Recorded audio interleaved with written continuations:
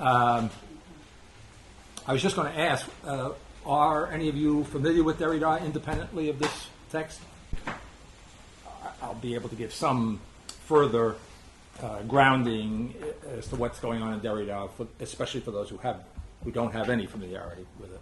Okay. Let me ask before I start: are there any other comments, questions, observations based on the assignment? Or as a meta comment, maybe okay. Just the last couple of classes, or I think all of them on foundation, I feel like we've spent an hour or something before we actually get into the text. Yes, or yes. Something like that. Right. So this is such an incredible relation to Derrida that my personal vote would be to just launch right in. Okay. Yeah. I'm aware of that. I have that urgency about it.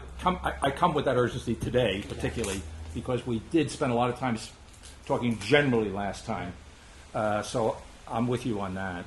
Are there any other specific questions? Okay. Now, despite what I just said, but in the same spirit, since we didn't get to certain parts of the text in the previous assignment, there are a couple places that I want to at least take some specific note of retrospectively before we move to today's assignment, but again, not in a generalized sense. So, for example, if we go back to page 118,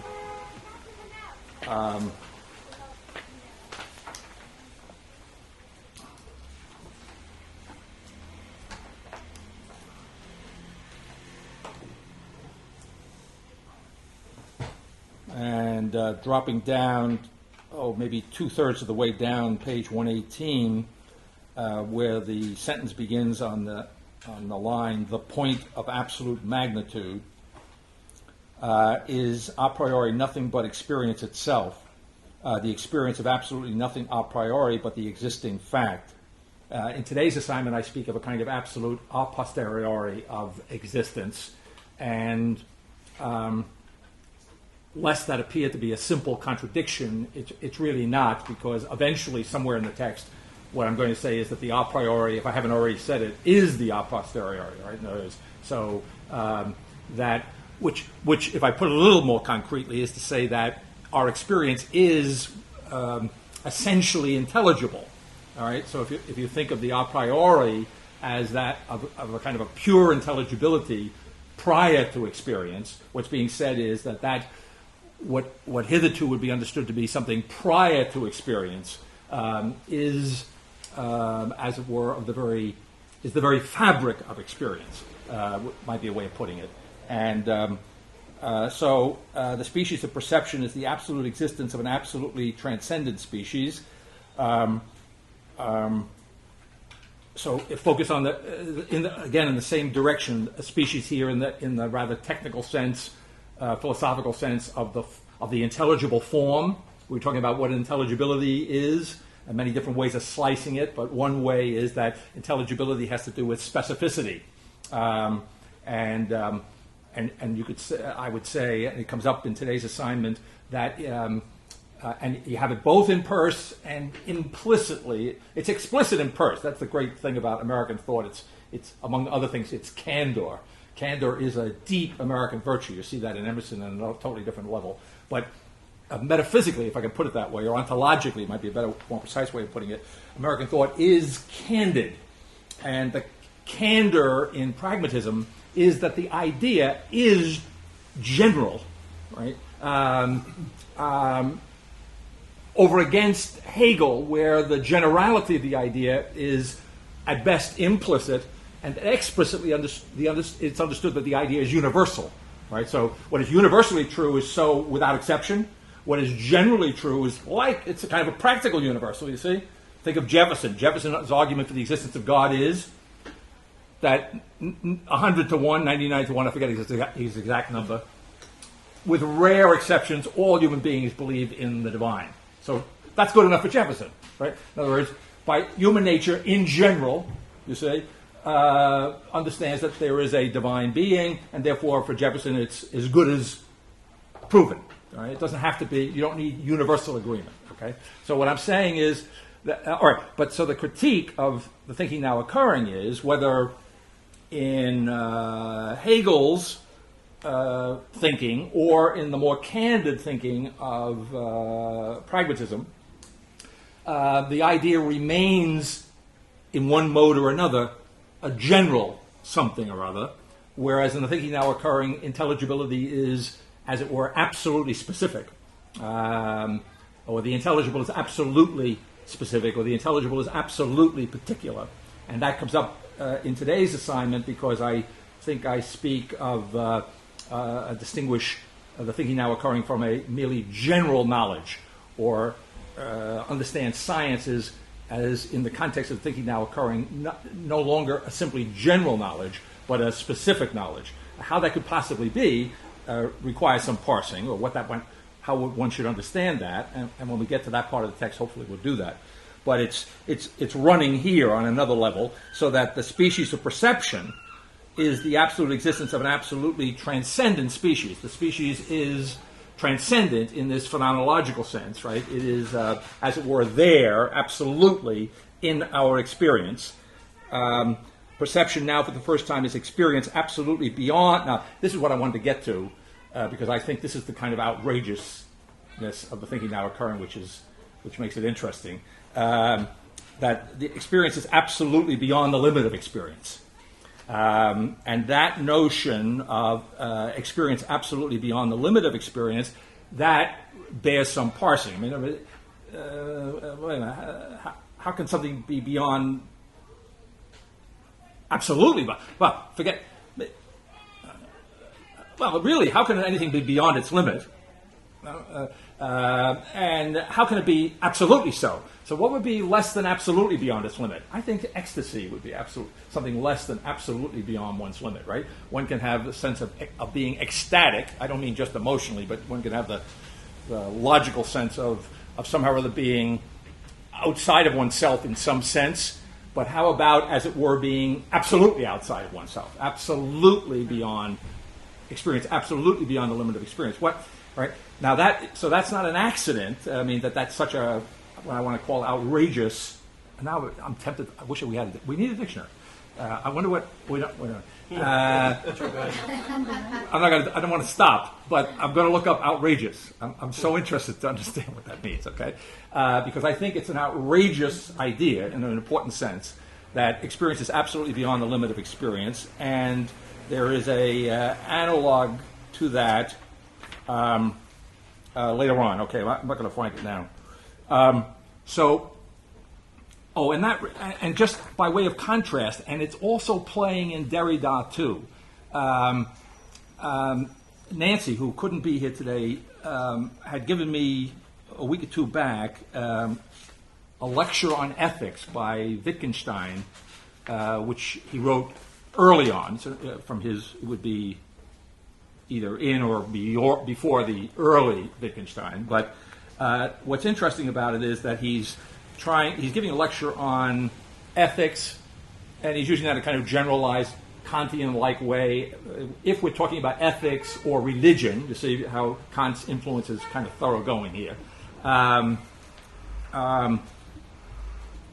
Wittgenstein is trying to understand what is the significance, as it were, if any, of statements that we make that have to do with absolute values, because after all, an ethical position, in the sense in which he's using it here, is an absolute. I mean, when one has a moral sense, one says that that's wrong.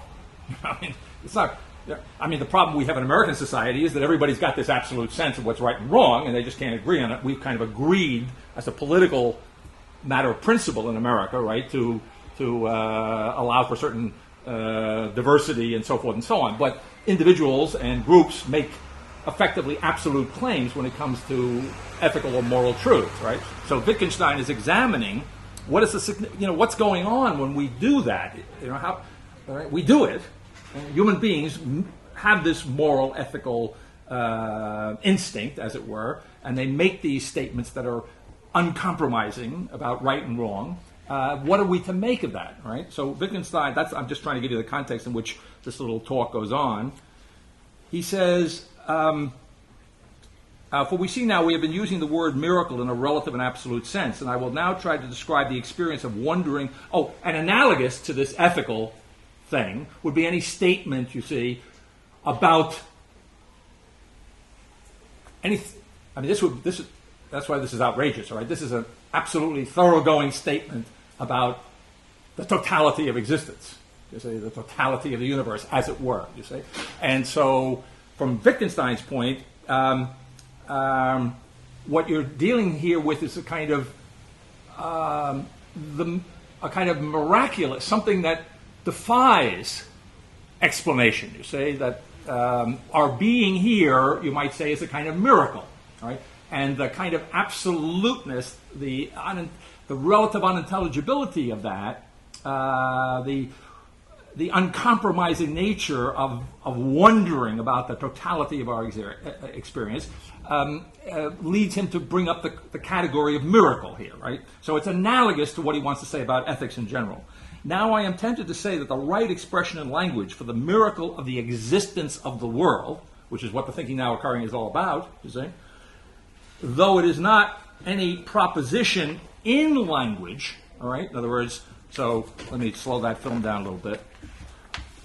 The right expression in language for the miracle of the existence of the world, though it is not any proposition in language, is the existence of language itself, he says. But what then does it mean to be aware of this miracle at some times and not at other times? For all I have said by shifting the expression of the miraculous from an expression by means of language about the existence of the world to the expression by the existence of language. So in other words, what Wittgenstein is saying is that the existence of the world, the analog of the existence of the world, the important analog, I want to say the being analogy, you say, as it were, the existence of the world is the existence of language, right? And all I have said is, again, that we cannot express what we want to express, and that all we say about the absolute miraculous remains nonsense. Okay? So remember, this book starts off with Charlemagne's question about the saying, right? Can the difference between appearance and fact and reflection, essence and appearance, can it be overcome by the saying? You see? And so what we say about the existence of the world, what we say even about the existence of language, you see, is something that you might say cannot be said. That's according to Wittgenstein now. Right? I'm not giving you the thinking now occurring. I'm giving you the objection, as it were. And so anything we say of that ultimate absolute nature, or about the absolute, any statement about the absolute condition in which we find ourselves, namely the world, right, or the existence of language, is, he says, nonsense. Dropping down a little ways toward the end of this talk. Now, when this is urged against me, well, you don't know what that is, forget that, doesn't make any difference.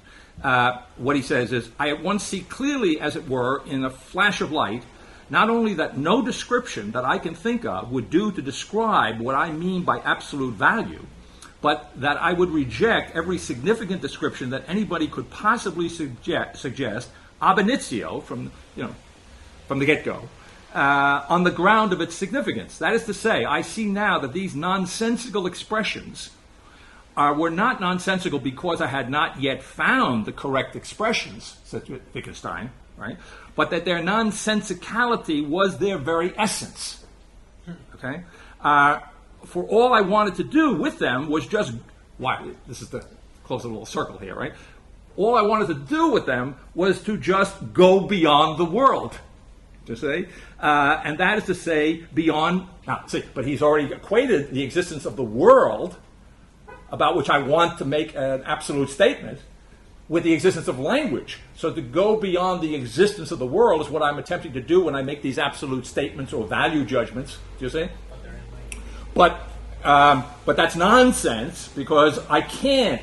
What he's ultimately going to say here is I can't get beyond the limits of the world.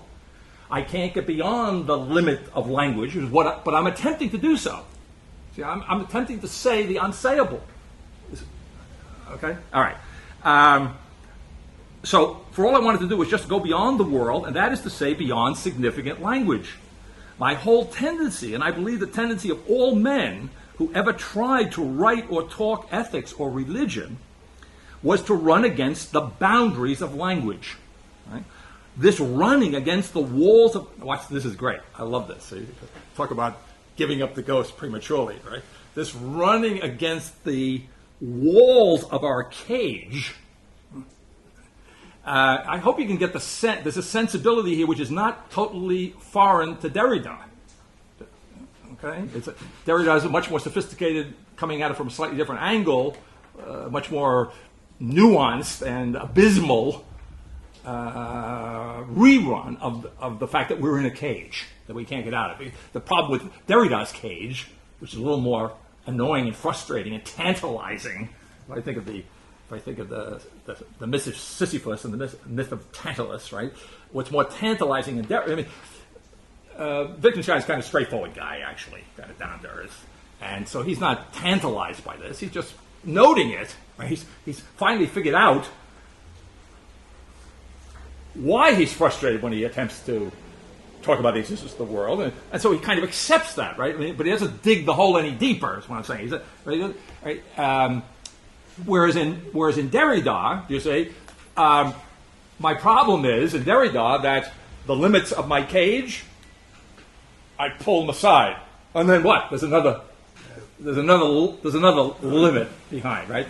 And of course I'm always tempted to do that, right? And so it's I say in the thinking now occurring, it's reason all the way down, or it's newness all the way down, freshness all the way down. Use an American way of putting it, the Emersonian way. Or, by the way, a Hopkins way. Gerard Manley Hopkins? Yeah. Great, fantastic poet. And Hopkins has a line where he speaks of the dearest freshness, deep down things. Okay? So the thinking now occurring is very empathetic with Hopkins on that point, except that what needs to be understood is that the dearest freshness, deep down things is intelligibly so and absolutely so. Okay, but back to the less open view. This running against the walls of our cage is perfectly, absolutely hopeless. Okay. Ethics, so far as it springs from the desire to say something about the ultimate meaning of life, the ultimate meaning, ultimate is the key word there, right? The absolute good, the absolute valuable, can be no science. Now, see, this is just another rather sophisticated way of doing Kant.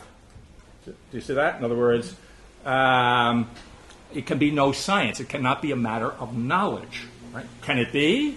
Of course it can be, as he's going to tell us. What it says does not add to our knowledge in any sense, but it is a document of a tendency in the human mind, which I personally, says Wittgenstein, cannot help respecting deeply, and I would not, for my life, ridicule it. See?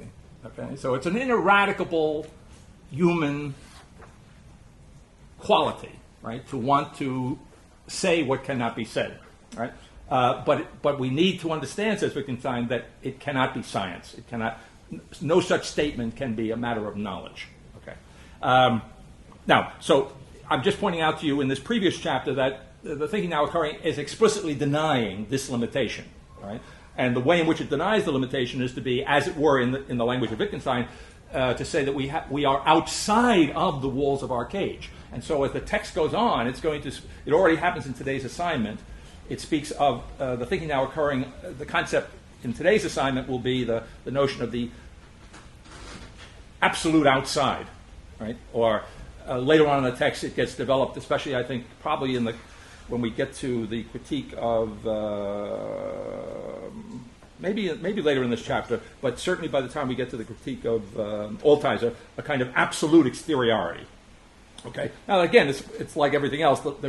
It's not to say there are no limits to language, okay, but not the kind of hopeless limitation that Wittgenstein is talking about. So it's not to say there's no difficulty at all in digesting a kind of absolute exteriority, or just as we have a similar analogous problem with digesting absolute otherness, right? A kind of perfect alienation, to say, in which everyone is an alien, or a perfect rendering of the person as a commodity, insofar in the sense that there are no persons who are not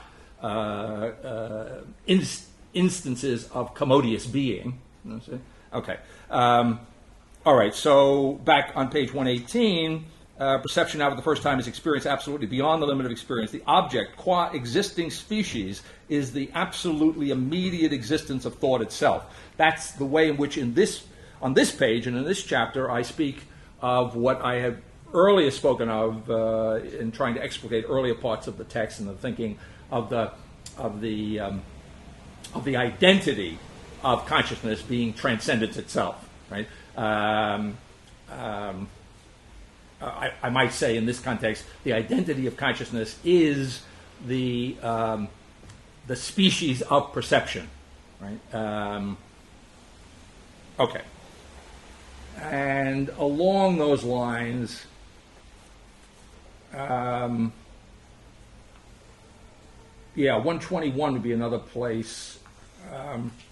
Maybe on the way to that, 120, 121,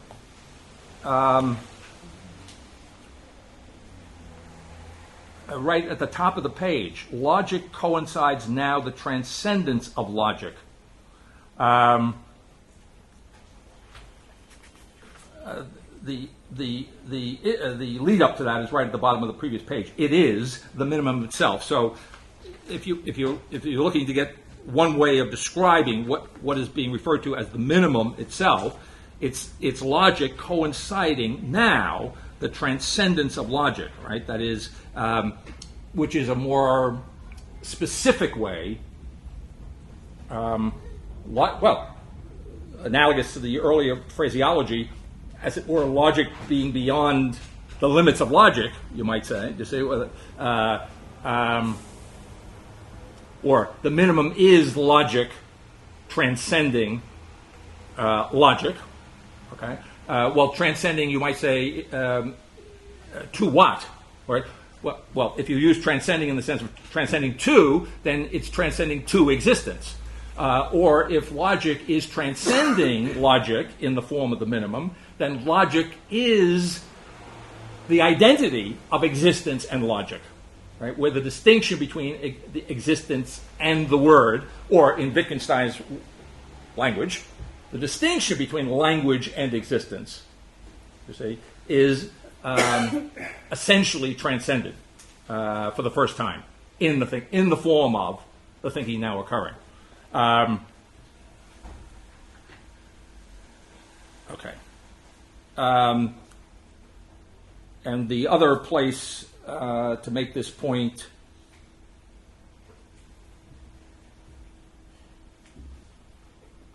page 121 at the top. Now, for the first time in history, thought, absolutely differentiated, transcends thought's being itself, in essence, difference, transcends, that is, thought itself. Right? So, thought, absolutely differentiated, transcends thought itself. Thought transcends itself, right? In the sense that, again, the perceived species, or the species of perception, is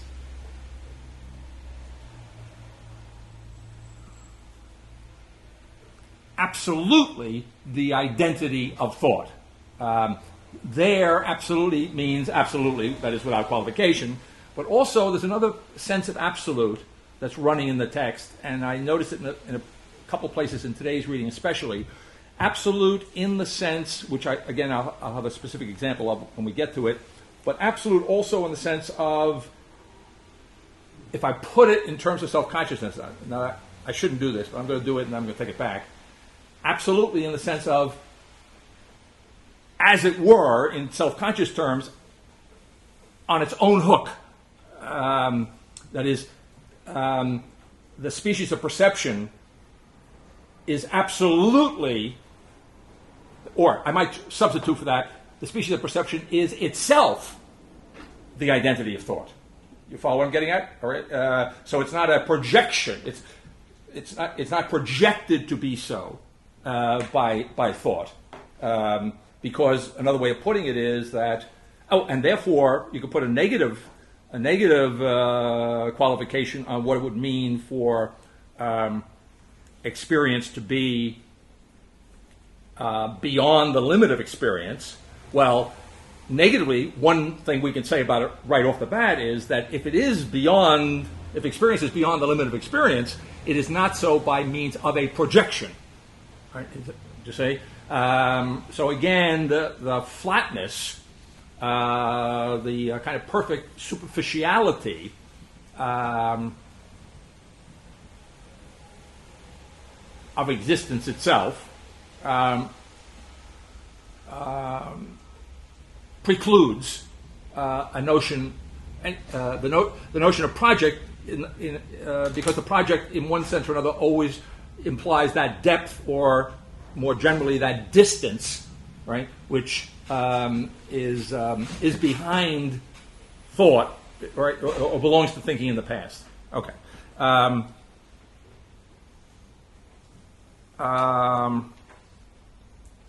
I think we were on this page last time, coincidentally, because of the reference to God that appears on this page. So maybe we can put the two things together here. Analytic, go back to line 2, is of magnitude itself, that is, of the measure of perception itself. So there, by the way, you get another effective definition of magnitude. We were speaking last time of the being of magnitude, and I was making the analogy between the phrase being of magnitude and the logic of identity, and so that in some sense magnitude is a matter of identity, where identity in turn, and this comes up again in today's reading, is not to be differentiated from difference itself, where identity is difference itself. What I'm saying here, you have another counter that you can put in the place of the counter called magnitude, and that is the measure of perception. Okay, or the measure of perception, and without denying the distinction between measure and measured that comes up at the end of this chapter in the little scientific-looking notation, without obliterating that distinction altogether. But in this context, you could say, since those things are related to one another, the measure of perception itself, or the measure of perception itself, I think would be the best, which is what's said here, but also, in some sense, perception measured, right? So you could say the intelligibility of perception, or perception intelligible. In its, right, not in the sense, right, okay. So another general context, another general statement to make in the intellectual background to the thinking now occurring, is that I think I mentioned to you last spring in a totally different context, probably not a totally different context, but an importantly different context, which I can't remember what it was, the disagreement between Peirce and James, the two pragmatists, and the difference was that both of the agreement, all pragmatists by definition are guys who say that ideas, if they are real, are practical. Okay? That's a minimum statement. If you're Peirce, you say that an idea is a rule for action. Right? In other words, it's not immediately practical, but it tells you how you will act in the world of praxis, how you will do under certain conditions. If you have this idea, then you're going to act in a certain way, practically. Whenever. That's Peirce's view. So he takes a kind of relatively abstract view. Okay, it's all relative. Relatively abstract view. An idea is a rule for action. He's not focused on the here and now when it comes into play. Right? It's the principle of what is an idea. Whereas James, much more impatient. Right? James is the middle. Right? We were talking last time. We ended last time on with the reference to the footnote on the Book of Wisdom. The Greek in the Book of Wisdom. Oh, by the way, an aside. I don't want to get into it now. An aside, because Chuck had mentioned be interested to see what the connection between the Hebrew and the Greek is. I went looking for that. As it turns out, this is somewhat exceptional. I don't know whether it's absolutely exceptional, but in the Septuagint, which is the Greek translation of the Old Testament, in the diaspora around the year 200 BC, there are books of which the Book of Wisdom, quoted by Augustine frequently and by me later on in the text, is included, but is considered by the later on in the 2nd century AD by the Jewish community in Jerusalem is considered to be, not the Septuagint in particular, but certain books in the Septuagint are considered to be apocryphal, as they come to be known. All right, they're rejected. The usual explanation is they're rejected because the early Christians kept using them to hit the Jewish brethren over the head theologically, right? So they were. But the point being that prior to the advent of Christianity, they were part of the diaspora's Jewish Bible. But to finish this little aside off, it turns out that the Book of Wisdom, at least, has apparently, by modern scholarship, apparently has no Hebrew original. So it's interesting. Okay, it was part of the Greek-speaking Jews' Old Testament, right? But it's understood by modern scholarship to have been written by an Alexandrian Jew, but to have been written originally in Greek. In other words, is the point. All right, it's a technical point, but I just wanted to put it on the table for whatever relevance it may have at some point. Okay. All right. You're about to say what James' take on the abstraction okay. So James and Peirce disagreed not on the fact that the reality of an idea was its practical import, but for Peirce, this was, as so much in Peirce, is the long run, right? The ultimate specification of the potential is in the long run. This is the way he thinks. So he is relative. This is what made me think of this.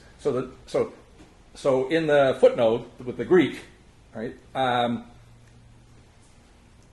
What got us there was the question that Voltaire raised about what does number mean, and I wound up saying, and that made me think of the Book of Wisdom, where the world is created, ordered, as the text says, by the Creator according to measure. Well, I'll go this way because it's your right? Measure, number, and weight. And if you look at that footnote, I didn't mention it in class last time. There's an analog, perfect analog to this in the wave function for quantum gravity, which is given in the footnote, and the contemporary physics analog to this, which is much more than an analog. It's the same damn thing in fancier terms, is metric field and manifold. Well, metric field and manifold, measure, number, and weight are the deep analog that's captured first by Kant and then set in absolute motion by Hegel, captured first by Kant, especially in his notion of the category of quantity, the sub-elements of which are unity, plurality, and totality. Right? So the scientific manifold is the whole of that includes all of the parts. You see, the field, the scientific term field, is the analog of plurality in Kant's logic, the analog of number, both in the Thinking Now Occurring and in the Book of Wisdom. It's the analog in Hegelian terms of the second or in Peircean terms of secondness, you see, or in Hegelian terms of particularity. Right? And the field, the scientific field, is that notion of the relationship between one element and another, one particle and another. Right? Field is the context, as it were, in which one speaks of the relationship between this and that. Do you see? Between or some and the others. Do you see? So it's a deeply, deeply logical thing. All right. Okay. And the Thinking Now Occurring, therefore, its interest in number is thoroughgoing, because number, therefore, is one way of stating. If you've gotten what I've just rehearsed, it's one. Did I ever do the James thing yet? Okay. It's one. Oh, okay, here it is. James is a number man, in this sense of the word now. James is a particularist. He is the guy of the second moment. So the generalist is Peirce. You see, he gives me literally the general notion of an idea, right? Or he defines an idea as a general. You see? Whereas James wants to particularize that. Now, I don't think in a radically, he doesn't, not so particularized that he gets beyond his own pragmatism, okay, not into the Thinking Now Occurring. But James, relative to Peirce, James is famous for that expression, the cash value, of an idea. You've heard that expression? Yeah. It's a great expression. Okay, so my metaphor for this is that. Actually, I'm stealing it. I'm just drawing out what's implicit in James's famous phrase. What James says is an idea. You have an idea? I'm only interested, if I'm James, in its cash value. In other words, all right, and there's another expression we have, the cash on the barrelhead. I mean, what James means is, give me the money. That's what he means, okay? In other words, and what he means over against Peirce is, don't give me a check. You see? For Peirce, an idea is a check. Right? Potential. Yeah, it can be turned into cash when I take it to the bank. You see? Whereas James is saying an idea is not a check. An idea is operating here and now. All right, now what did this got to do with what triggered all of this? That in technical terms, then when James got turned on by discovering Peirce's thinking, right? I mean, he really got turned on. And it turned him from being a psychologist into being a philosopher. And he was a very original psychologist, by the way, right? Because he was an original guy. But anyway, he became the pragmatist that we know as a result of his encounter with Peirce. But when he took Peirce's thought, of course, being an original thinker himself, James, he couldn't help, as it were, but to put a spin on it, to put a twist on it, which I've just described to you. Right? In other words, he took the notion that an idea must have a practical import to be a genuine idea, must make a difference in reality, and instead of taking it in a check form, as a general thing, he insisted on turning the idea into cash, not a check, that an idea is real insofar as it makes a difference here and now. Okay. So when Peirce tries to... Now, Peirce had a problem. It really annoyed the hell out of Peirce, because Peirce is a very fussy thinker. See? And so he wasn't... You would think he'd be happy. He's promulgating and making popular the pragmatic notion of Peirce. But Peirce, no. I mean, good luck to him, but he's completely distorted the real meaning of pragmatism according to Peirce by cashing the check, or turning the check into cash, would be a better way of putting it, having no check.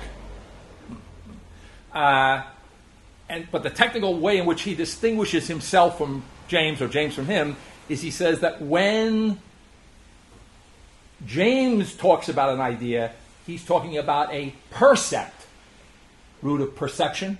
He's talking about a percept, but he should have been talking about, if he was faithful to the real original meaning of pragmatism, a concept. In other words, the check becomes cash, is like going from the concept to the percept for... Do you see that? For Peirce, right? And he rejects that, right? That's not the true pragmatism, is not thinking of an idea as a percept, it's thinking of it as a concept, which will have a perceptual outcome at some point, but in and of itself, it's a concept as opposed to a percept, you see?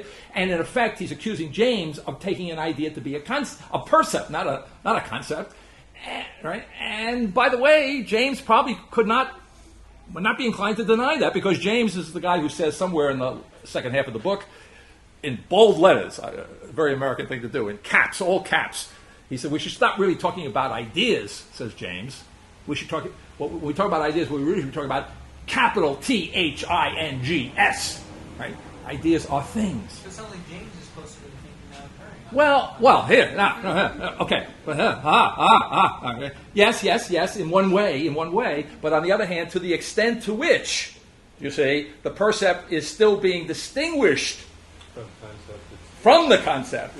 Yeah. You see, so you could say they're equally close or equally distant, but again, I'm giving you a kind of concrete example of the real historical background to the thinking now occurring in American pragmatism, and at the same time, hopefully, the distinction.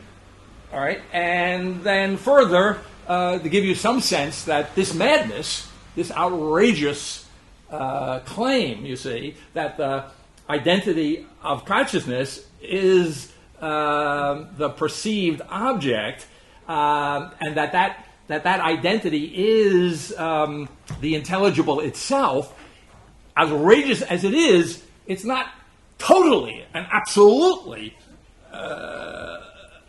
unexpected. Right? I mean, it may be essentially, but it's formally not altogether unprepared for in the history of thought, and more particularly, penultimately, in the history of American philosophy. See? Okay. Did you have that in mind when you subtitled No New Testament as Perception of History? Not explicitly. Not explicitly. I would be willing to say I had it implicitly in mind. In other words, I didn't have all this in mind explicitly, but yes, in the sense that for me, well, that's interesting. It goes back to something we've discussed in a more general context about the Greeks. The real Greek understanding of knowledge is a matter, I was saying, of what we would now have to call an intellectual perception.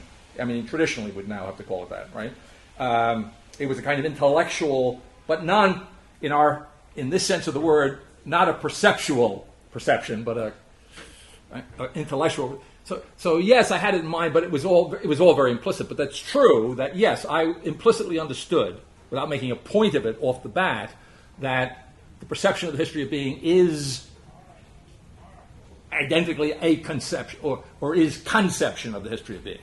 If that's the thrust of your question, the answer would be yes. Okay. Is your hand going up? No, just one. Oh, okay.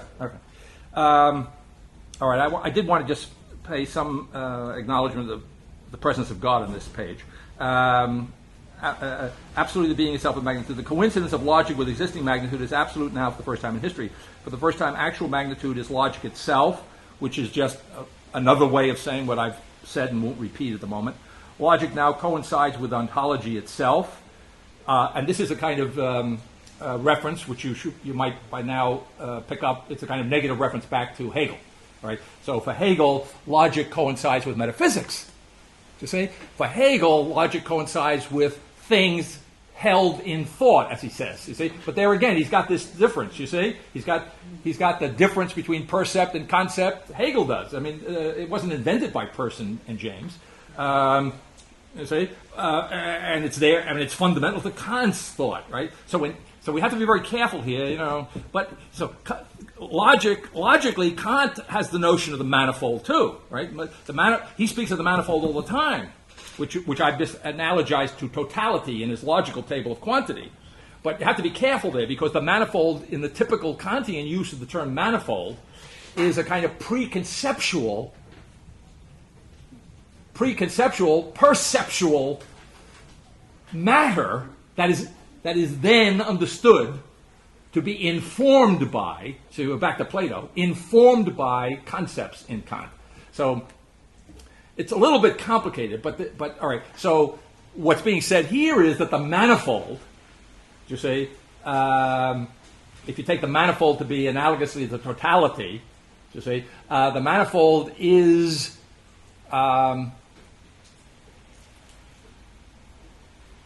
itself perfectly intelligible.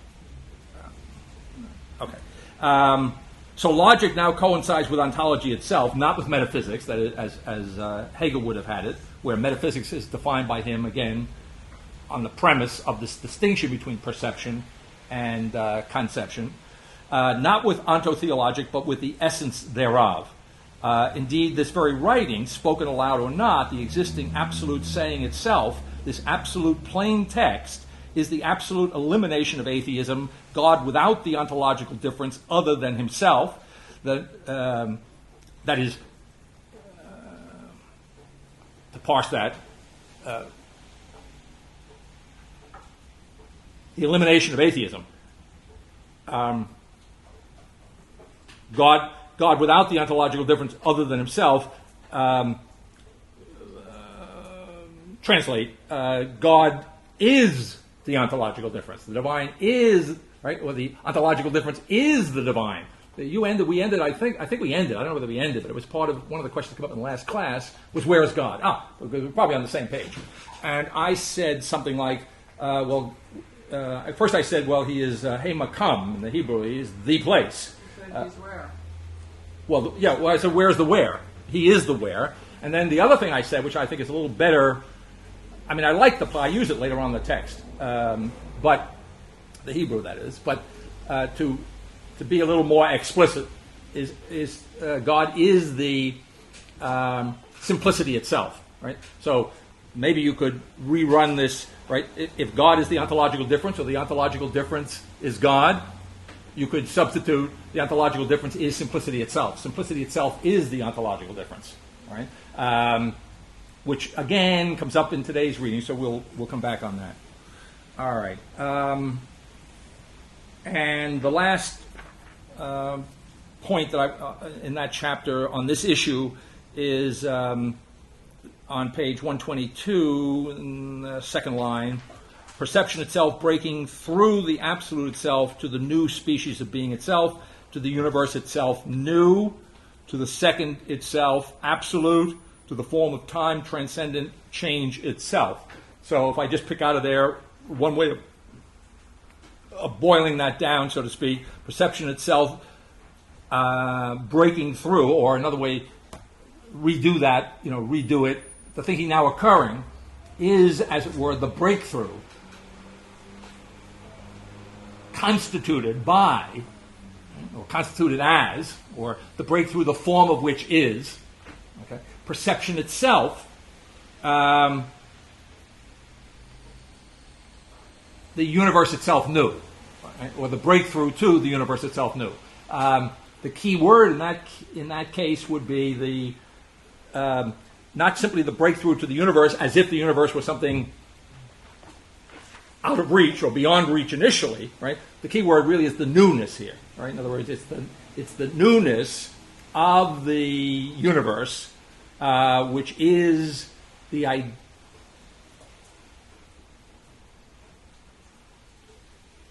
Well, you could say the newness of the universe is perception itself. I mean, you could actually use, I think, a kind of equal sign there. Okay. So in that sense, now to go back to Wittgenstein a moment, because I want to anticipate what I'm going to say about Derrida and his trace and his simulacrum and his dissimulation of the simulacrum of modern consciousness, which is what that's the way I position Derrida in today's assignment. It's as if, in Wittgenstein's analogy, the walls of our cage, that's like, maybe the schema. All right. Now that schema, of course, we have to keep in mind for Hegel. In other words, the schema comes up, I think, in the Prolegomena to Novitas Mundi, as I think very clever, right? And what's being said there is that in modern thought there is a variance, or the thing is at variance. I think I almost quote myself here. The thing is at variance with its own schema. I'm pretty sure that's exactly the way I say it in the Prolegomena to Novitas Mundi. The thing is at variance with its own schema. Okay. And that's another way of saying, in a certain sense, you see, that percept is at variance with the concept. Okay? And that is a thoroughgoing truth for Hegel, which comes out, speaking of God.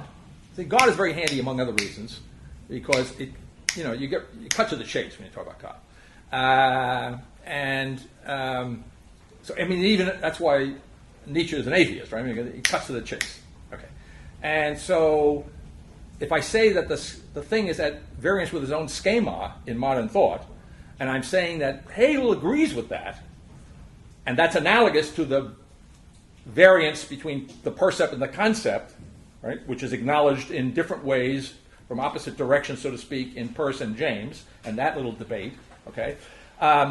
Hegel really drives it home because that's his definition, that's his proof. Definition is an understatement. What in Leahy's language is the variance between the thing and its own schema.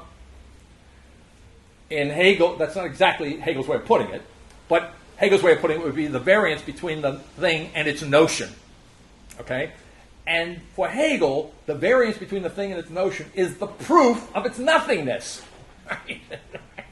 And God is the exception, as it were, if I can put it that way, is the exception to the nothingness of the creation.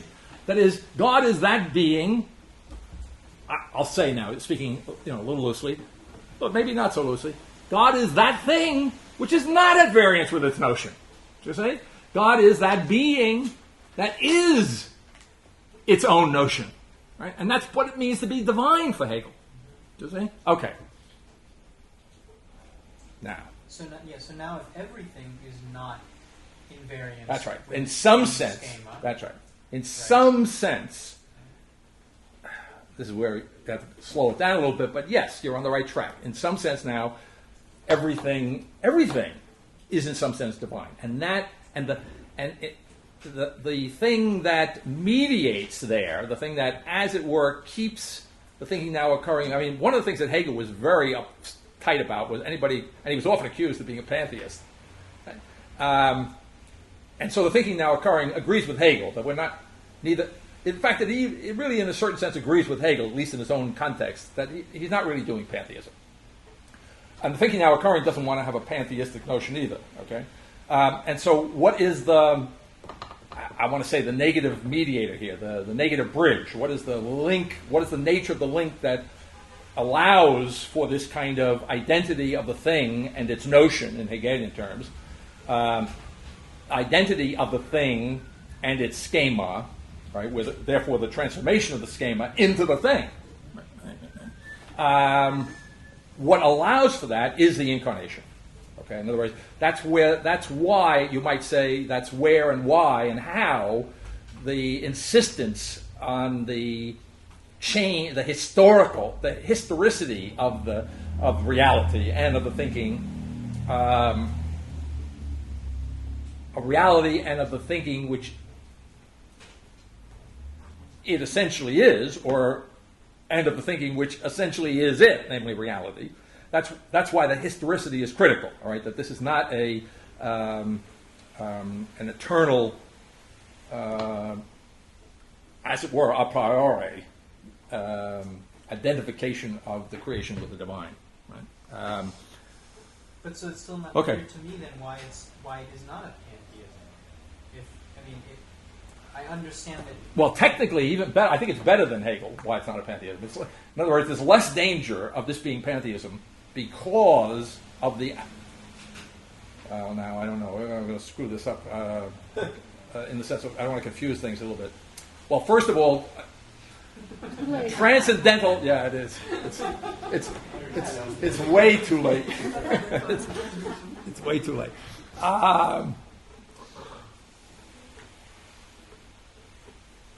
The original question, Walter's question, had to do with the transcendental differentiation or transcendental difference. No, it had to do with transcendental different. So you said differentiation. Well, maybe she had a different. Transcendentally differentiated. That was the question. Say it again. Transcendentally differentiated. But it Okay. All right. Okay. Yeah. All right. Right. Well, okay. This plays in a number of different registers, and that's. Well, something that is transcendentally differentiated might be understood to be, to put it in the simplest terms, differentiated, I want to say, by or as thought. All right.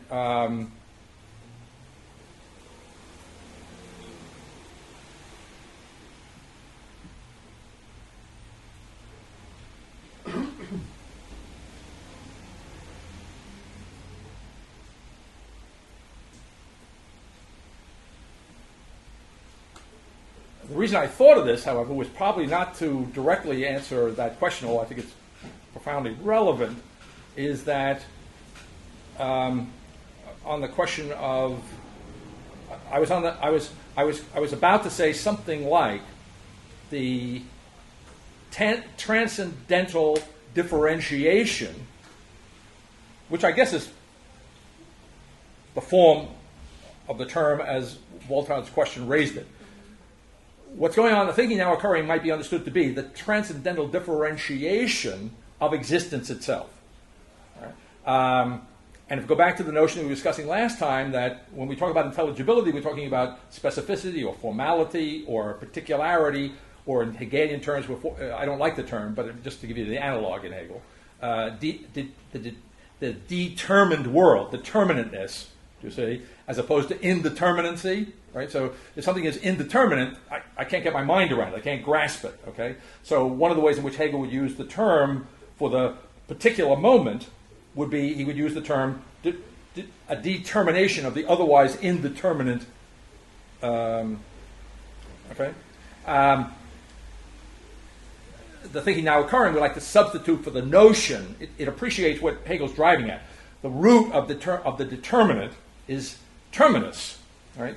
The root of the determinate is terminus, terminal, limit. Okay.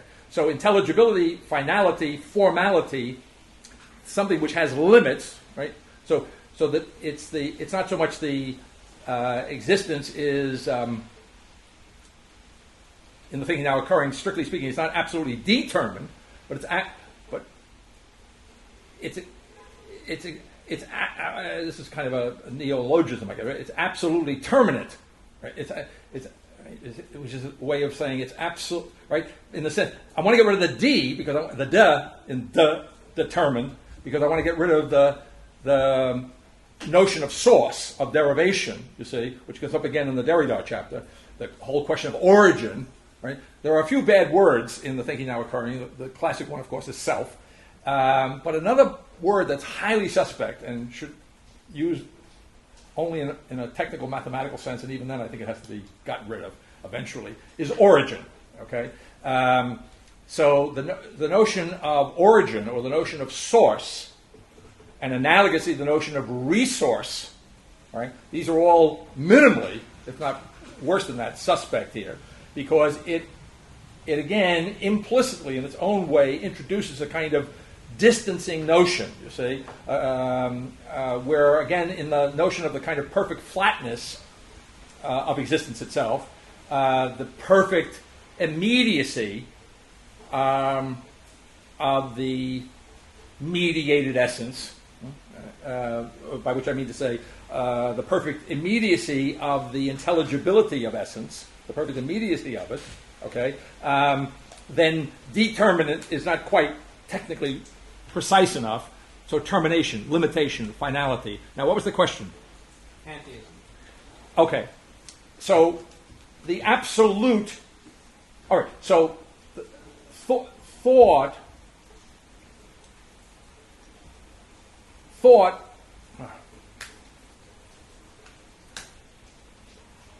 Okay.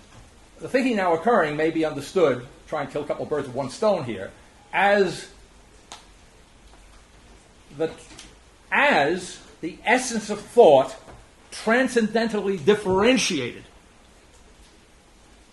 okay, which has a number of further implications, but the one that's in my mind at the moment is transcendentally differentiated from what, and I think this is said in effect in the text today, in today's assignment, from thinking in the past, and in Derrida's case, from the notion of the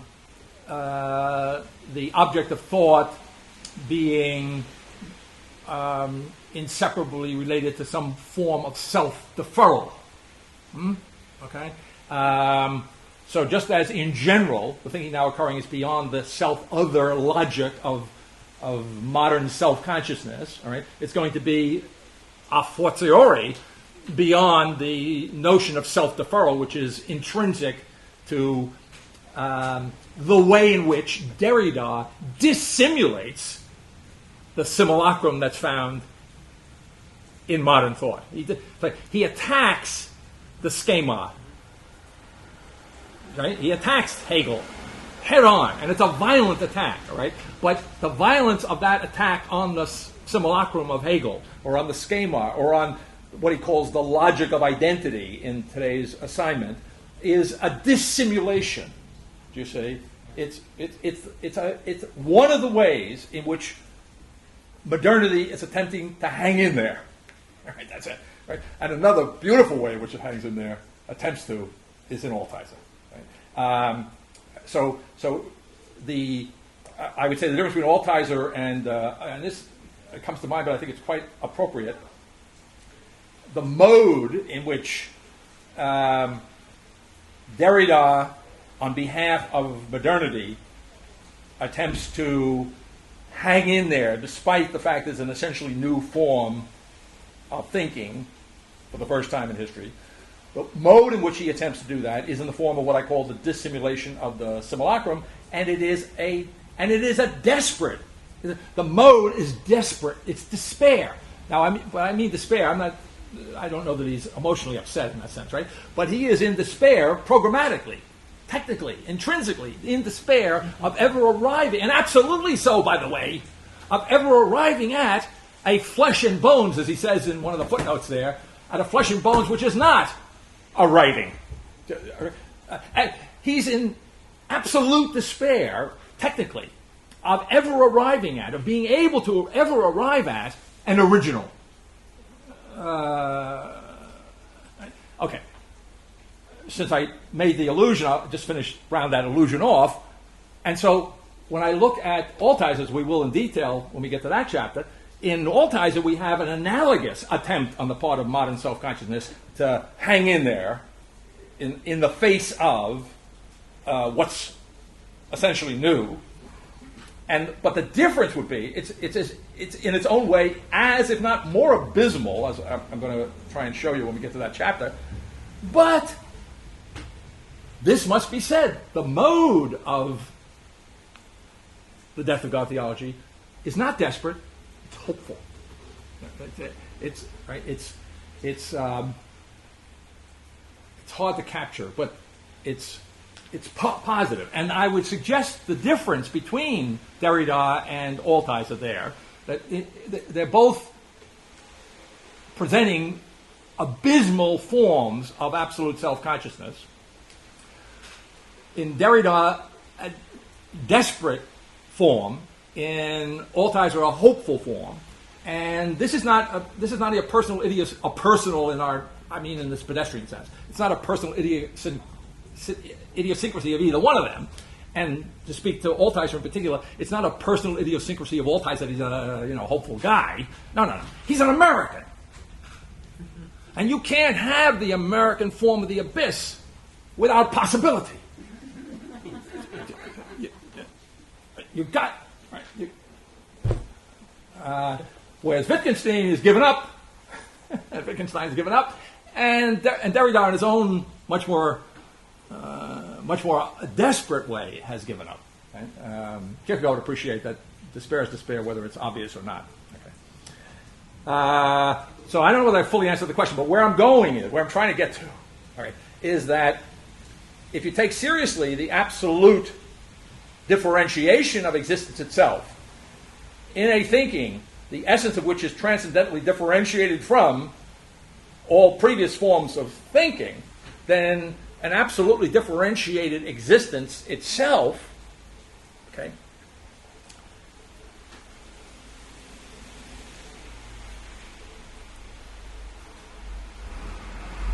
last time I was speaking of, probably in the context of this chapter, of the transcendence of absolute necessity. To jump ahead to today's chapter, one of the issues that comes up in the form of the question of balance and the balance itself. And I hope again to get there in the text, but it occurred to me in trying to put it together in the text by way of potential explication that this thing called magnitude, this thing called identity, this thing called the intelligible itself, this thing called intelligible perception, the continuing problem that should be there in your mind when I assert in a couple of places in the appendices of Novitas Mundi, and again throughout this text, and again in today's reading, without making a big deal out of it, I'm saying that what's new here is that identity is by no means not only not incompatible with change, so that I have to bring in the question of the same and the different and all that jazz, see? But that identity, I've said previously, is change itself. And then I thought to myself, well, damn it, for totally different reasons. I'm talking about balance. I mean, initially I'm talking about balance for a different reason, because what Derrida in today's work, in his work, what he's trying to do, I say it's a violent attack on the logic of identity. It's assault and battery, okay? And as opposed to simple assault and battery is Derrida punching self-consciousness square in the mouth and knocking it off balance. Right? Now, his point is that this being off balance is not a temporary phenomenon. It's not going to be able to recover, right? In Derrida, there's no recovery from the being off balance. And the being off balance is the flesh and bones being always originally not there, never having existed, right? The trace is a trace of something that never existed. Okay. And by the way, Levinas, in his very original way, makes the trace to be the trace of the infinite, of the divine. So he tries to salvage, Levinas does, in effect. I'm not saying it was how explicit a project it was, I don't know, but they were in touch, right? You know, Derrida gave the little talk at Levinas' funeral and so on. They were, I think that I told you, huh? Derrida was Levinas' student at one point. Yes. I thought you were going to say the opposite. Yeah. That's right. Yeah. So they were very close. And right. So there was a kind of dialogue, more or less, if not explicit going on there. What was I going to say? So in a certain way, Levinas salvages the trace in Derrida by making it not the trace of simply, I can put it this way, not simply of what was never there, never existed, but the sense, the trace of the infinite, meaning the divine, which, however, was never present. Yeah, but it becomes, but that which was, that never existed is for Levinas something like the divine, and it's at least an analog. It's a kind of an analog to the notion in the thinking now occurring of this simplicity. When you ask where is God, and I say, well, where is the where? Okay, and then I want to identify that where, that is the where of any where, with a kind of simplicity. Except that I don't want to say, I want to say it was never present, but I also want to say it was never absent. I want to say the simplicity is beyond the categories of presence and absence, and therefore it's not enough in the thinking now occurring to understand the simplicity, which is the divine, as something that of which we both in Levinas and in Derrida have only the trace as of something that never existed. Right? So there's still that reference of the trace. You follow me? To the non-being, to the nothing again. So there's the authority in modernity. Yeah. Okay. In Levinas, there's the authority of modernist, which he is trying to skate around. Right. That's right. Trying to undermine or call into question, at least. Right. But calling it into question is. But he owes to that authority. Yes. That's right. Okay. That's right. We still haven't gotten to. Pantheism. This is worse than Gershon Shalom, who can also run for pay. Well, that's not bad coming to the end. I'm not being pantheist. What else could it be?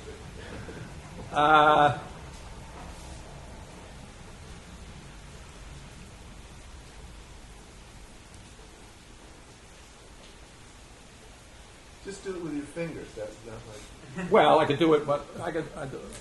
All right, my fingers. I mean, this is the old answer, right? Only I messed it up a little bit. I like the circle better. Something like a circle. The order is one of a kind of absolute termination of existence. The absolute termination of existence, TS and CE in the sense, right? So that pantheism, technically speaking, pantheism is a whole divided into parts. Right? And here you have an absolute particularity, which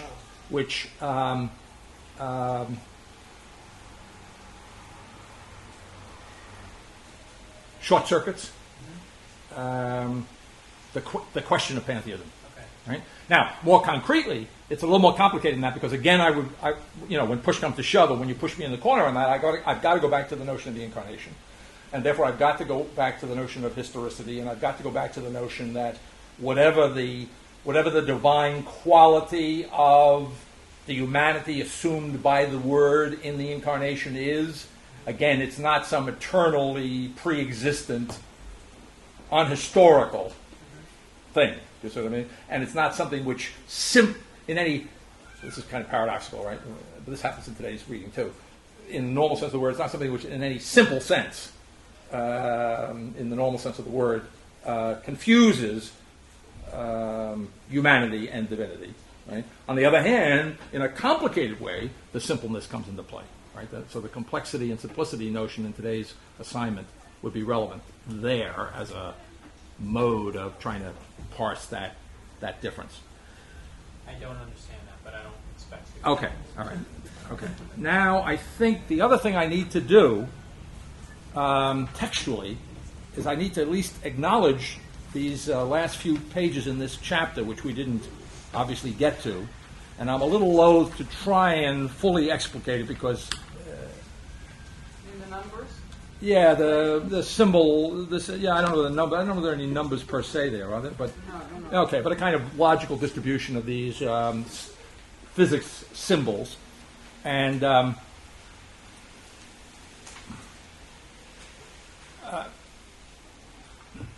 it's such a level of abstraction that I hesitate to get into it in too much detail.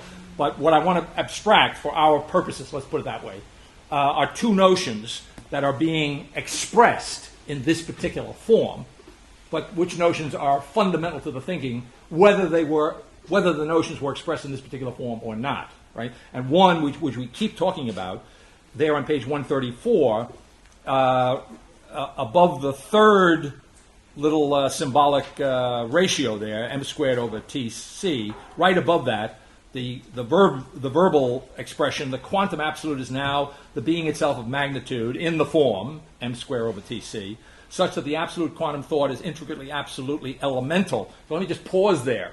Now that's a kind of very abstract and rarefied way. See, I was looking around for the notion of a kind of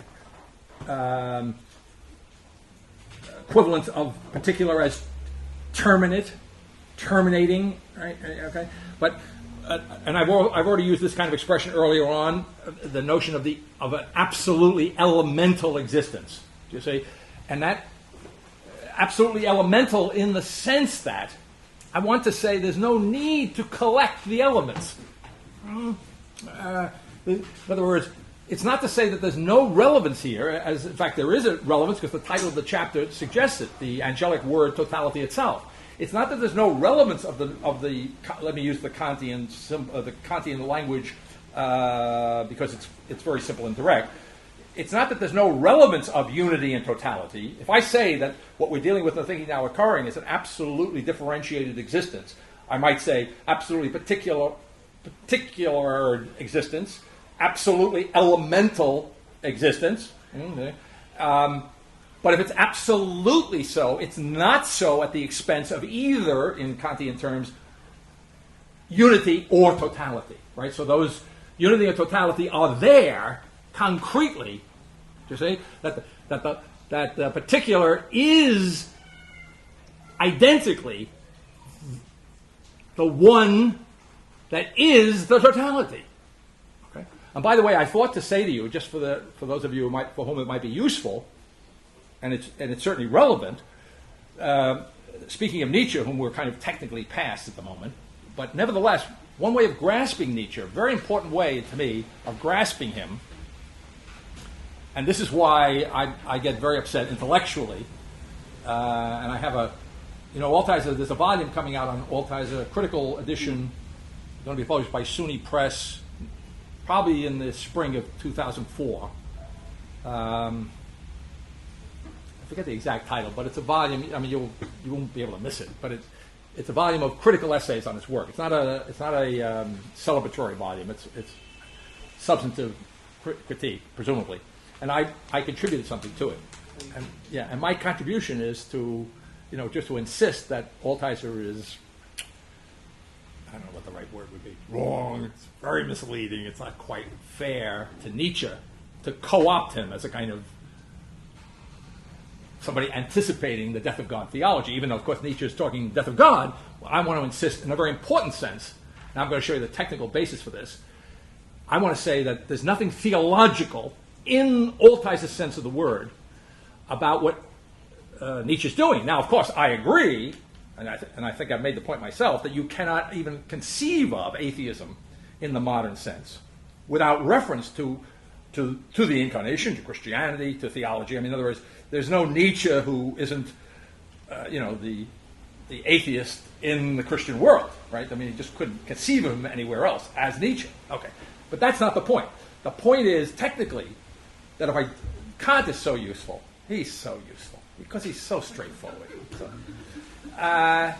if I go back to the one and the many and the totality, the one, the plurality, the totality, and then say that's like analogously the universal,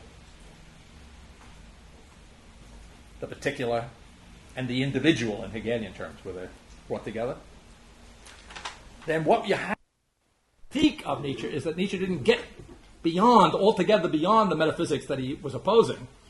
And my way of doing that would be to point out that Nietzsche is in fact intelligible in a way that you would think that such a madman could not be intelligible.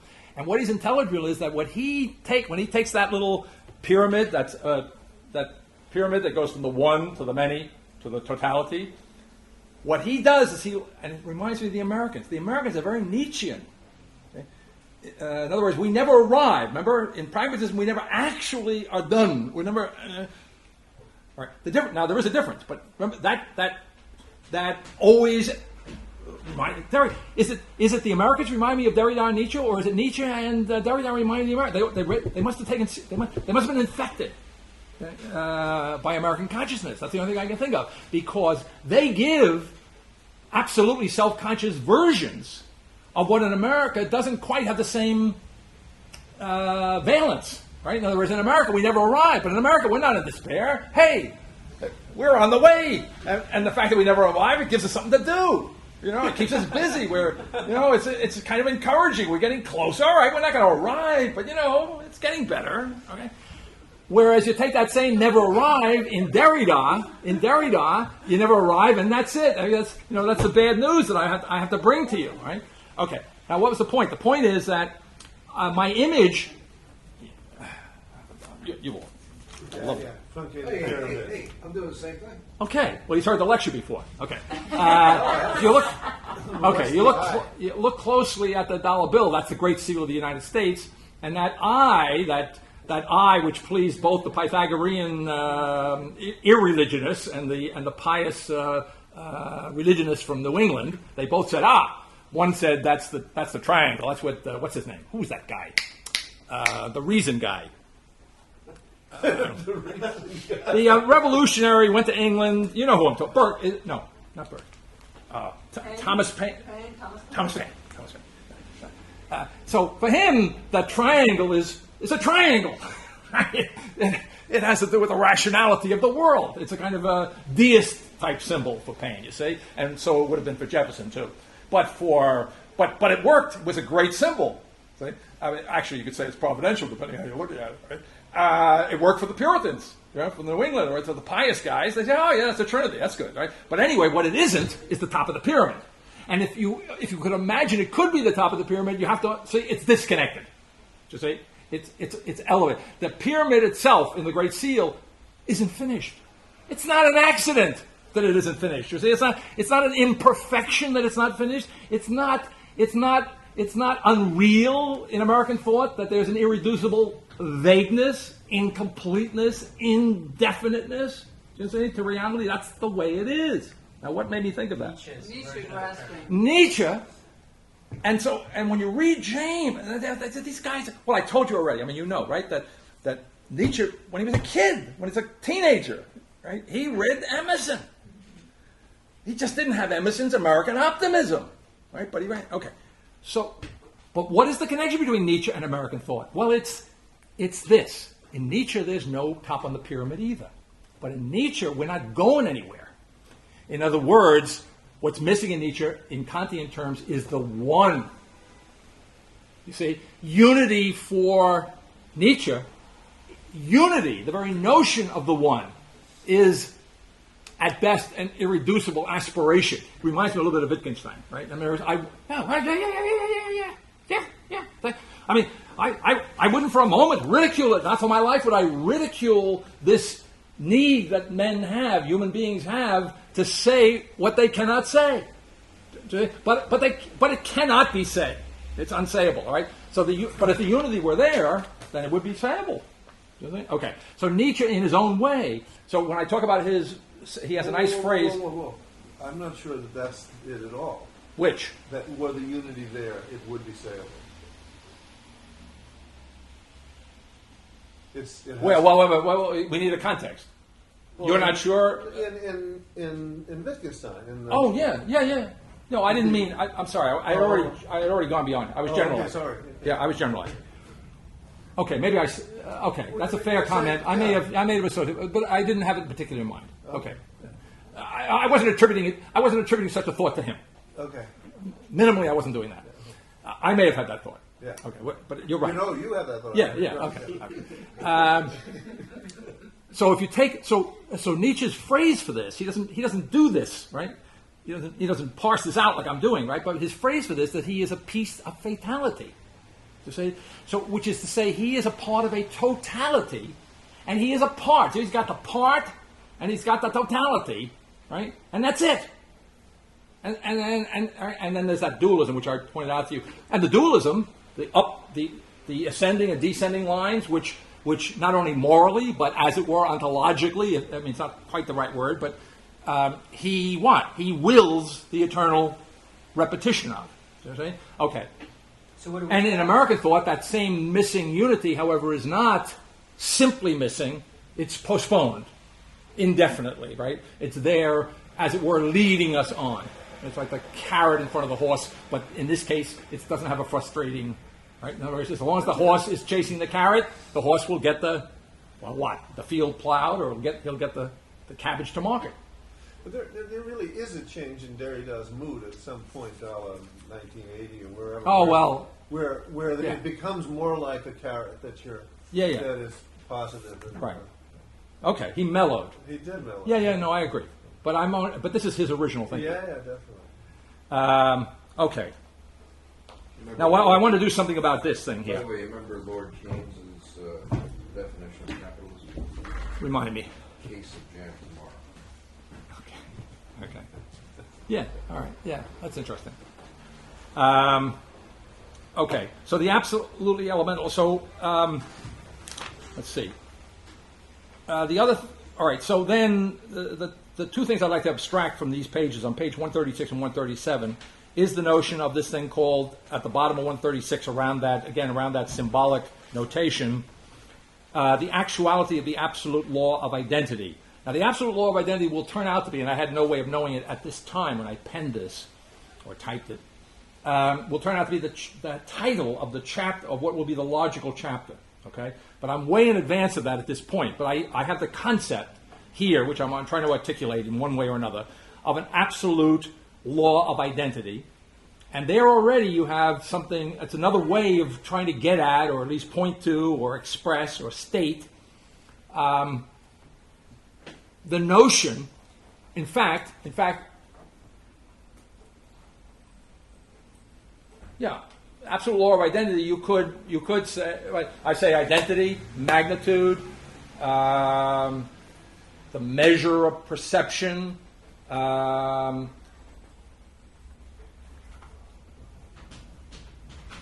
perfect, a kind of absolute intelligible. What do I want? I want to go here. Okay. I might say that identity is an absolute. Good. It's an absolute law. In fact, I said it. But what I'm trying to do is I'm trying to say you can fold it over. I like what do they call it? Origami. It's very important, right? Because if ideas are percepts in the thinking now occurring, you should be able to fold them over. Okay. And son of a bitch, pardon me. You do, right? The identity is absolute law. You can fold it over. You can superimpose absolute law. What is law in pers? It's secondness. It's personality, right? But now remember, in pers it doesn't exist apart from a distinguished, always distinguished spontaneity and habit-taking tendency, right? If it could exist in pers, apart from those, it would be absolute rigidity, the absolute regularity, right? It would be precisely the kind of law that he denies to be, okay? But in the thinking now occurring, what would be an absolute rigidity, right, where identity is also change itself, the absolute law that is identity is the law of each actual particular. And I want to say, therefore,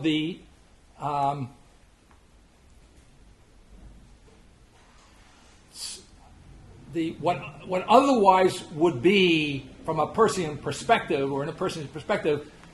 I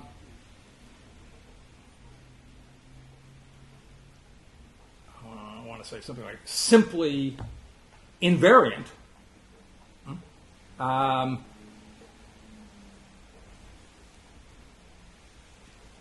Is in fact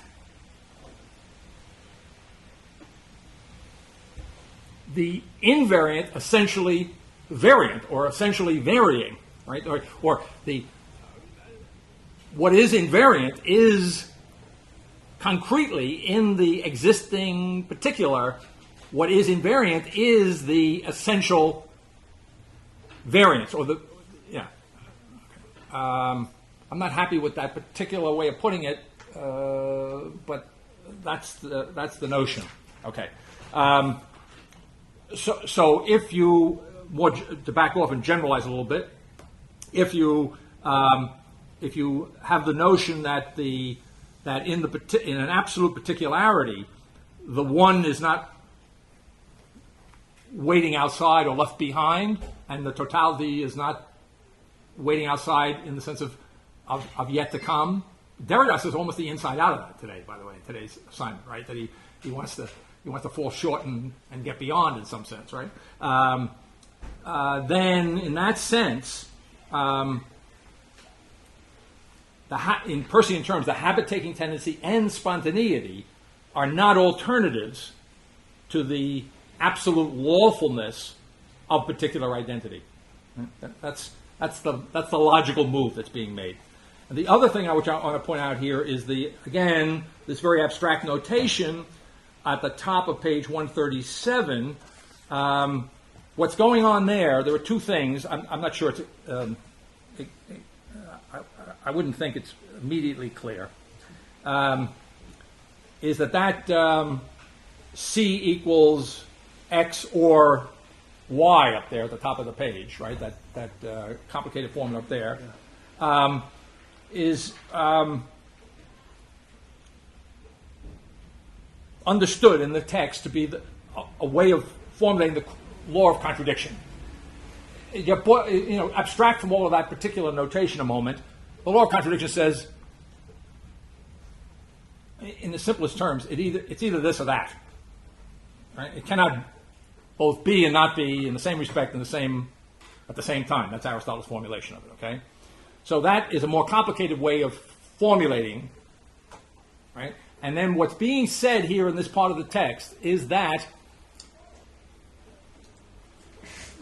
next notation, m to the fifth power over t squared c to the fourth power, is understood. You can see it in the four textual lines above there.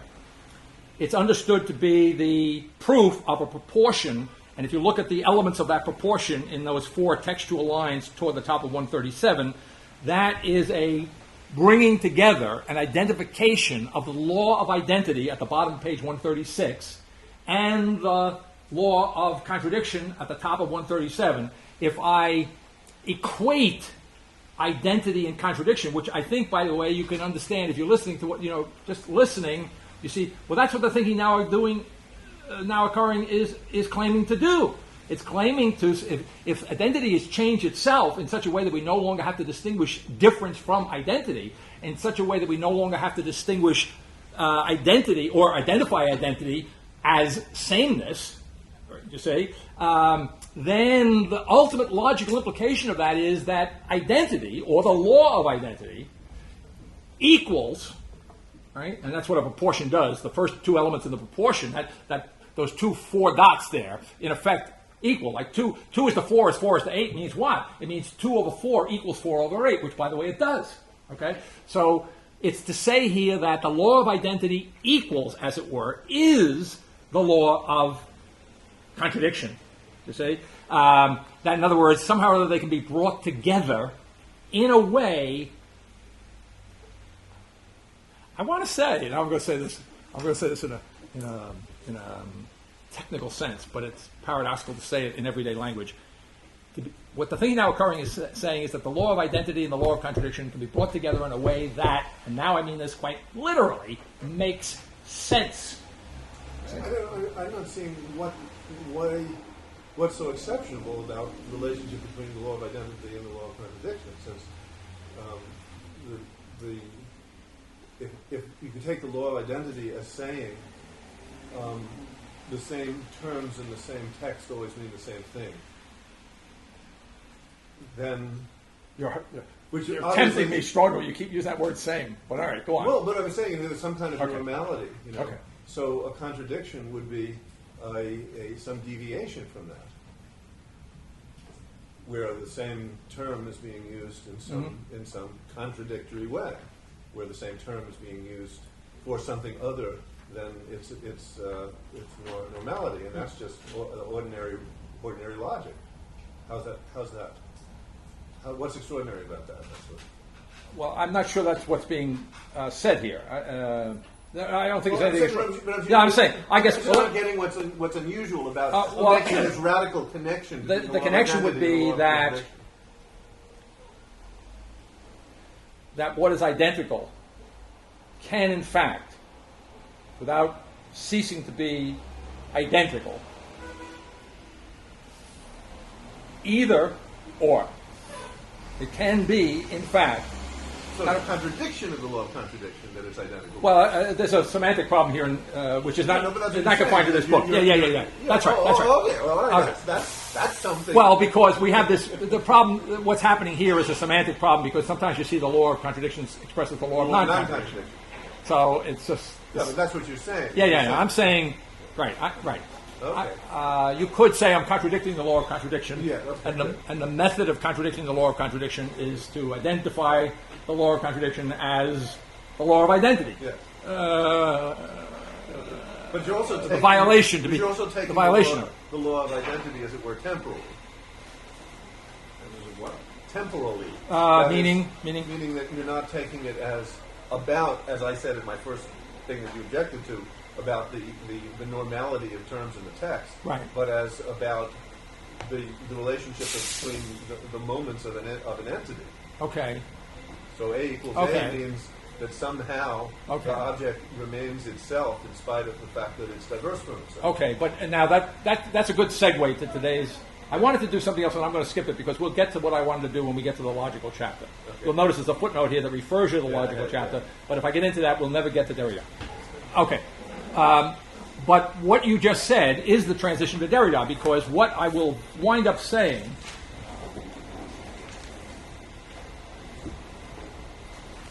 in I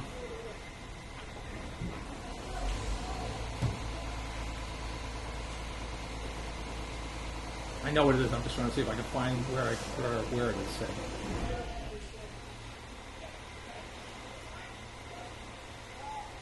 So much here. Too many notes. Okay. Well, we'll come across it. In the context of Derrida is great here because Derrida allows me to say, so to speak, gives me the opportunity to say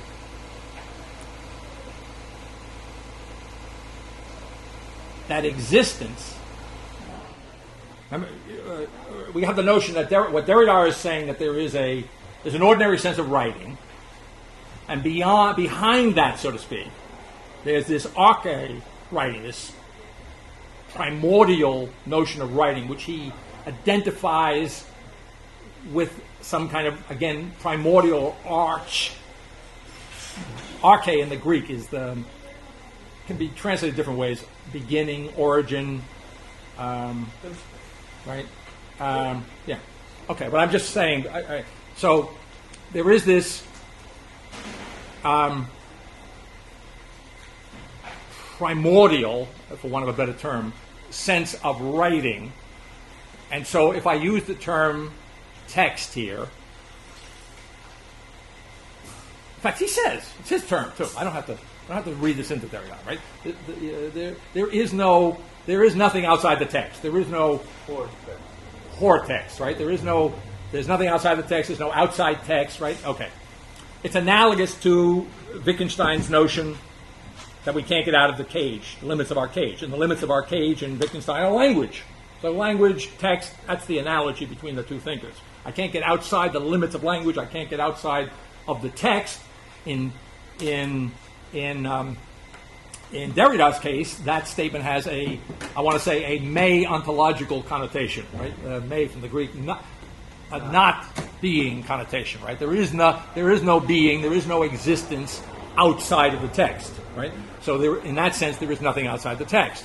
And by the way, however, you see that's a reprise in a very new and original context of the Hegelian notion that there's nothing outside of absolute self-consciousness, okay?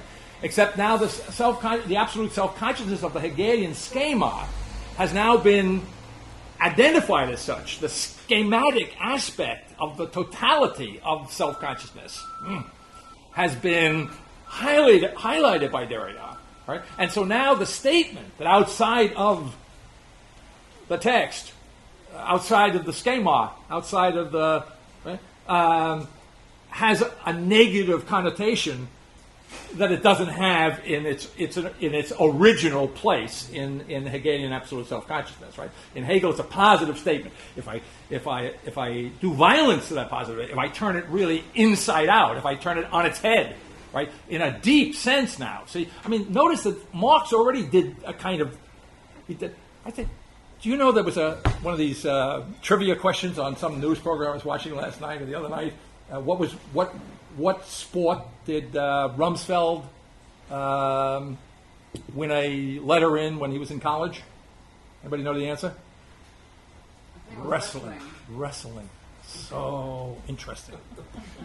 Now, what made me think of that? You know, a wrestler, you know, when Condoleezza comes at you, you go over. And then you let your memo out. Okay? So in wrestling, you're hitting the ground is not the issue. You know, whether you stay on the ground, right? And you make your turns. Okay. Now what had to do with Rumsfeld? But you have to stay within a circle. Oh, that's good. I like that. Yeah.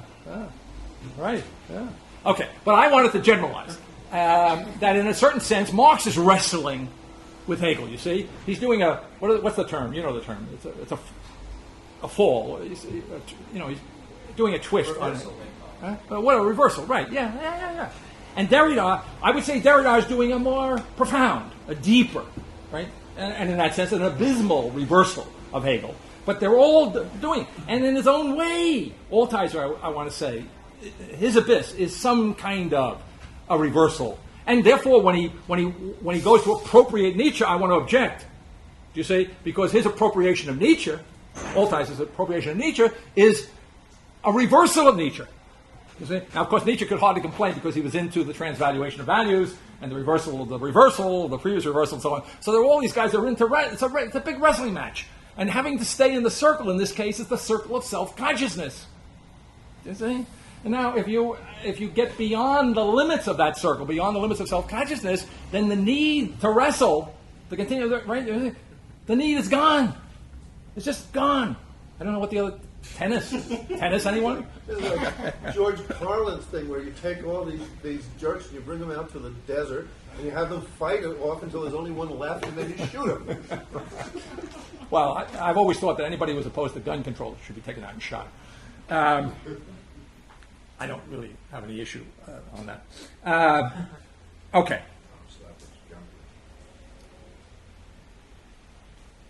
What got me into that? The segue. What I say somewhere, if I can find the page, which I will eventually, in this text today, in today's reading, that is, that what we have in the working off, it's on page 149, starting, let's say, at the bottom of 148. Yeah, in fact, working right off this passage from Derrida, this kind of quintessential statement of Derrida's at the bottom of 148. Identity, absolutely not. There is nothing outside the text, right? So in other words, the thing now occurring is the absolute, as it were, negation of that statement. Okay. Not the mere transcendence of the logic of supplementarity, right? Now the key there, the hyphenated, the italicized word is absolutely, right? So it's not It's absolutely not, there is nothing outside the text. That is not the mere transcendence of the logic of supplementarity, but the absolute elimination of the logic of the supplement. The text itself absolutely existing now for the first time. And I thought this was nice, because what I'm trying to say, I mean, by way of explication, what I'm trying to get at when I talk about the essential intelligibility that is identity, right, or that is the thing perceived, or the perception of the thing is essential intelligibility, or is absolutely intelligible, which would be another way to say the same thing in this context. What better? Oh, and to say that the simulacrum has been transformed in the thinking now occurring into the thing, that the schema, right, you see, has been transformed into the actual existent. You see, what neater way to be able to say that, and to say that what? That existence is itself a text, or it is the text. Do you see that? And a text is, at least in principle, I mean, you could argue using foundation to the contrary, a text, at least in principle, is intelligible. I mean, that's what, otherwise it ain't a text. It's not a text. Do you see? So in other words, so it is a nice way in Derrida's using Derrida as a point of reference here, and it's not an accidental point of reference. You understand? The reason I chose Derrida is it's a judgment. He's not in the text. Ha.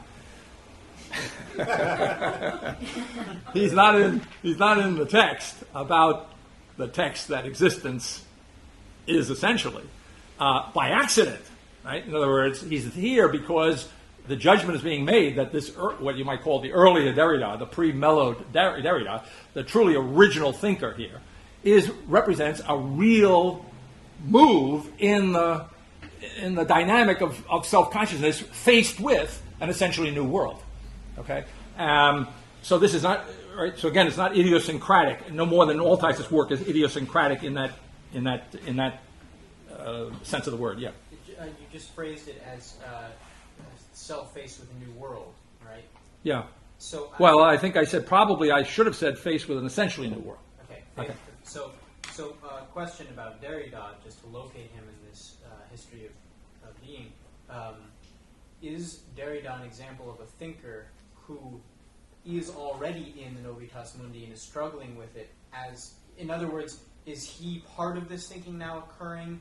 I know he represents the past, but what I'm wondering is, were we already in the second absolute? I mean, Derrida's still alive, right? Right. And so in a sense, he can't be thinking the past if there has been a fundamental, essential transition in the nature of reality. So is he a last-ditch attempt for the self to be trying to struggle with the Novitas Mundi, and that's what he represents? Right, okay. I mean, it's maybe a moot point. Yeah, no, I think I'm saying something like that. That's right. Okay. Yes, and I think in a certain say, I want to say the same thing about the death of God theology. It is, So, all right, let me leave it there. But anyway, I just wanted to, so let's see. Well, since we're on this page, we may want to back up a little bit. But since we segued into this, which is kind of central notion here, at the top of page 149, the text itself absolutely existing now for the first time. So how can I put it? See, in other words, the text in Derrida, outside of which there's nothing, is again, it cannot forbear a reference to that which is not beyond it, right? To the unrequited expectation, you see, that there is real flesh and bones behind or before or toward, right? So if I put this, I want to bring it back to Peirce, because Peirce is, it's all so, it's just, in Peirce, remember Peirce, you have, again, with no desperation, none of this negativity, this kind of American positivity, this Emersonian, Althuserian, in a technical sense, hopefulness, right? the irreducible notion of possibility, even if in Altizer all we have is possibility. We have absolute possibility, right? I mean, so that doesn't go very far, but nevertheless, if we're going to have, right, and I didn't finish trying to do this. So if I take the unity out of Nietzsche, I have a part of a totality I have a piece of fatality, part of a totality without a unity. Where's Altizer? Just to anticipate. Fatality or totality?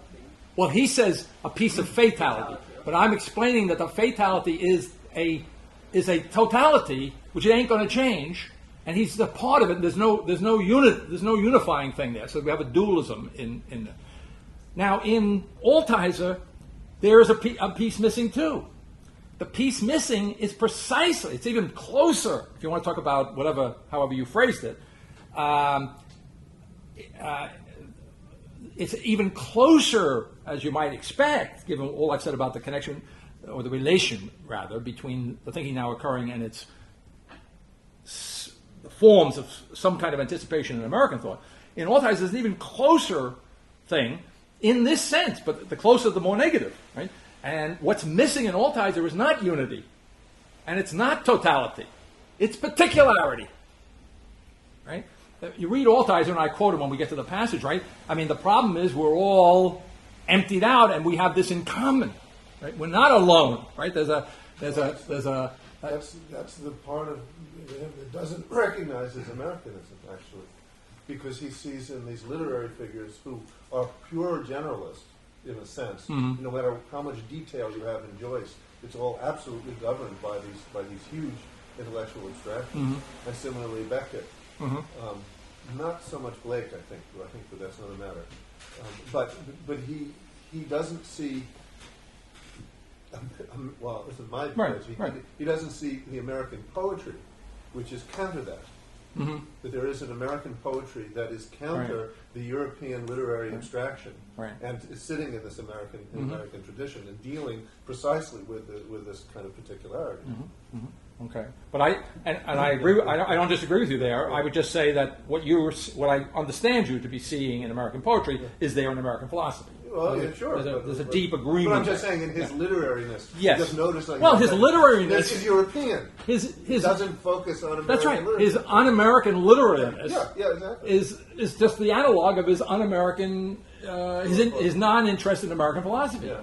Right? It's the same thing. Yeah, right. Yeah. And yes, if he were able or disposed to acknowledge that, then what I'm identifying in a more logical sense is the complete absence of the particular would not be the case. Right? Now that's it. Well, also, and it's in his rhetoric that there's this increasing devotion to this rotundity of these great rhetorical periods, which is a rejection of American language, really. Okay. I mean, profound rejection of American language that he gets more and more and more and more spinning in his paragraphs. And Okay. All right. Okay. Well, let me just finish this particular passage. So, the absolute actuality, second line, page 149. The absolute actuality of perpetuity itself, and here I'm kind of playing off that. The notion of the perpetual as I defined it out of, what's his name? Thomas? No, not Thomas. Quintilian, the Roman grammarian, who said we need perpetualis and universalis to translate the Greek notion of the universal or the Catholicos. And so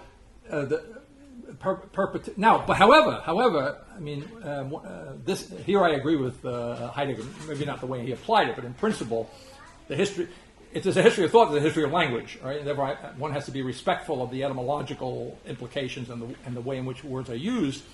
And so, we normally in English, when we speak of something perpetuity or perpetualness or the perpetual, we're thinking in primarily in temporal terms, right? There's something lasting or always being around or always being or something like that.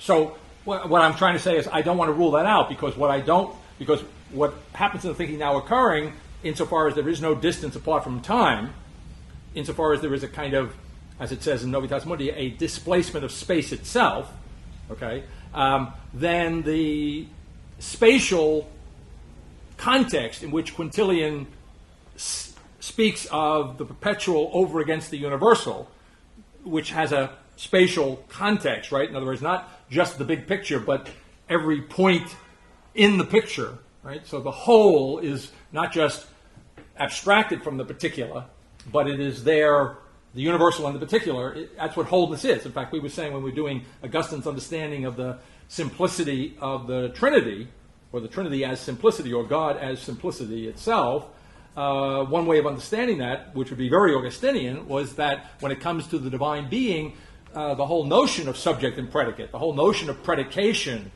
as if there was a difference between a subject and a predicate, that's out of play altogether in Augustine. So,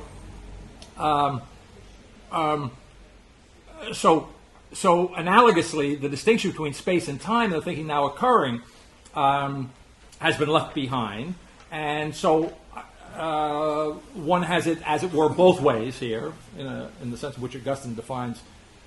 Speaking of Wittgenstein, Augustine defines the religiosus homo as the one who wants it both ways. In Wittgensteinian terms, the one who wants the impossible. Right? Okay, so in that sense, in that technical sense, not necessarily in the moral sense of Kant, but in the Augustinian technical, logical sense of religious, then perpetuity here is not meant to suggest a temporal something as over against the spatial something, right? So the absolute now is, as it were, everywhere. Okay, the absolute time is, as it were, every place. Right? And so in perpetuity here, or the perpetuity, the absolute actuality of perpetuity itself is another form, a little more concrete form. In other words, it's a temporal, spatial form with all the qualifications that have to be that I've just put on that.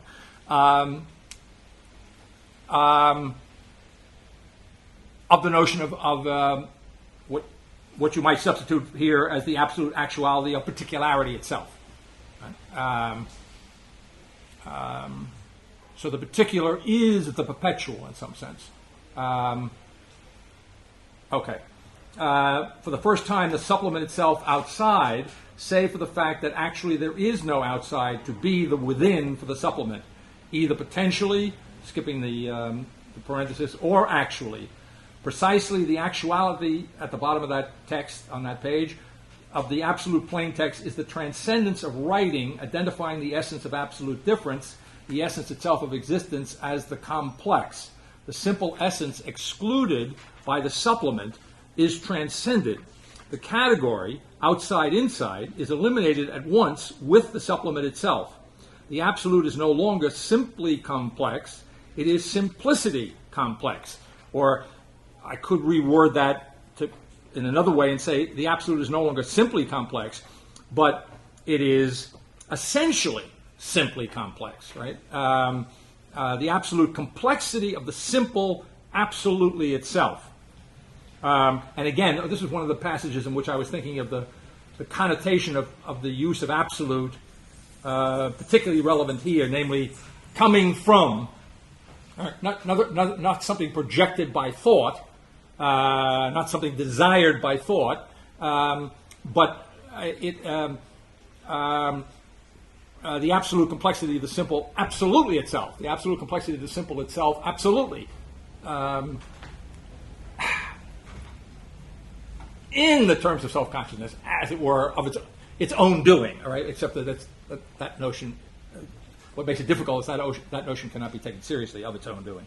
The text, and here's, I like this, and this really gets, talk about, in the second half of the book, when we get into all those Hebrew words and so on, I have a whole thing reviewing in a totally new context through the mathematics of the Hebrew what Derrida introduces here as the discussion of the hymen, which is kind of a weird notion, right? Okay. And the hymen is a membrane, right, in the female. When it's intact, you're a virgin, and when it's not intact, you're not a virgin for whatever reason, right? Now, when I do the Hebrew in the second half of the book, it turns out that the mathematics of the Hebrew on this issue and the mathematics of the Hebrew on the notion of the virgin birth, right, with the capital V and the capital B,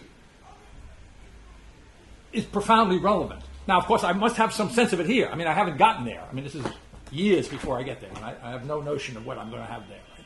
Right? But the conceptual notion is right here in the text. I mean, it's all here in a nutshell, right? Right?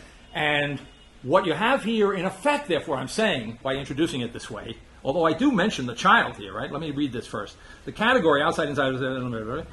Well, after all, if you're going to have a virgin birth, you have to eliminate the category outside, inside, or you're going to have a real problem. Right? Think about it. Okay? So another thing I was thinking, I like to think of this, I like to try this, everything pedestrian-wise, right? Because in a pedestrian sense, virgin, come on, who are you kidding? And Kierkegaard even makes this point, only he makes it very seriously. In other words, Kierkegaard, it's very interesting that Kierkegaard, who is a kind of relentless and, Kierkegaard in his own way, as he himself admits, as I point out in the little paper on the absolute particular, in which I quote him, Kierkegaard admits, for all of his anti-Hegelianism, he admits that the thinking of the subjective thinker is in its own way abstract. Right? That's Kierkegaard in the journal saying that. And I would say, in the context of subjective thinking, he's perfectly abstract, right? And now, of course, his answer to that, or the requirement placed upon Kierkegaard by a kind of perfectly subjective abstractness, is to exist, right? In other words, the proof for Kierkegaard is in the pudding, and that.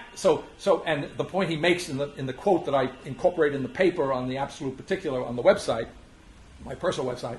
What the point he's making is that unlike the abstraction of the abstract thinker, right? The abstract of the so-called objective, he has Hegel in mind. Unlike the scientific abstraction of Hegel, is what he's saying, which gets lost, in other words, which has no contact with existence, right? Hegel is so absent-minded, so he forgets he's sitting at his desk. Right? He's an absolute idea or something. This is Kierkegaard's critique. But Kierkegaard says, well, yeah, it's true that the subjective thinker has his own form of abstraction, but at least the subjective form, when the subjective thinker thinks abstractly about an individual, person, guy, at least in his abstraction there's a tie. He's thinking about existence, right? So he's not quite as unmoored as the scientific abstract thinker is. Right? That's Kierkegaard's way of doing it. I was going to say, in that context, as Kierkegaard would acknowledge, in his own way, his thinking is perfectly abstract. It's in the mode of a subjective thinker. Okay. Then I want to say, despite his perfect abstraction, he has some passages in his journals on Mary, on the Virgin Mary. It's very interesting. He doesn't have to spend volumes on it, right? But he makes some little comments. And one of the comments that he makes is very, I would say pedestrian, but you could say very existential.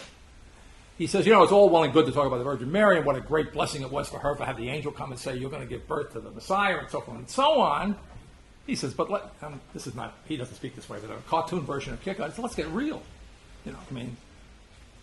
What's she going to tell Joseph? And what do you think the neighbors are going to say? In other words, are you kidding me? Oh, yeah. Right? Yeah. You see? Okay. So it's nonsense, to put it in Wittgensteinian terms, right? It's nonsense. It's absurd. Okay. Well, yes, it would be a kind of, it would be, I don't know whether that's interesting.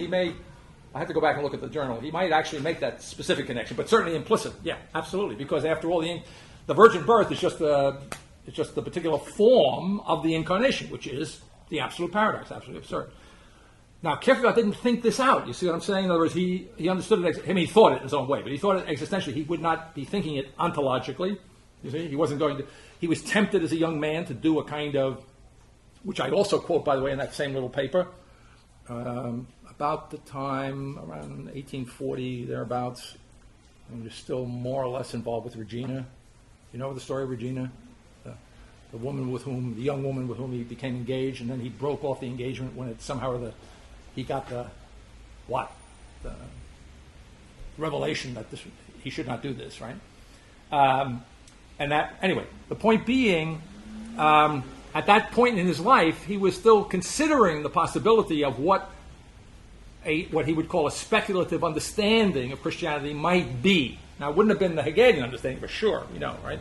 But then the classical Kierkegaard that we know, he never pursued that. He dropped that, and he went instead for the absolute absurdity. He went for the impossibility, in other words, of something which, if you look at his journals, you would say, he was at least considering that at a certain point as something that was possible. But as it turned out, it wasn't possible, and history kind of bears him out, right? In other words, he had the thought abstractly, you might say, that it was possible, but he could never actually think that. Right? And so when he came to really thinking, he had to think only in terms of the subjective over against the scientific, over against knowledge, as Wittgenstein in his own way is doing. Okay. Nevertheless, in this context, and so therefore he does not draw out what the thinking now occurring in effect is pointing to here, and in effect drawing out, you see, he doesn't draw out, Kierkegaard doesn't, because it's not possible for him to do so, because he's still too modern, he's still too self-conscious, you see. It would be really impossible for him to have actually done this, right?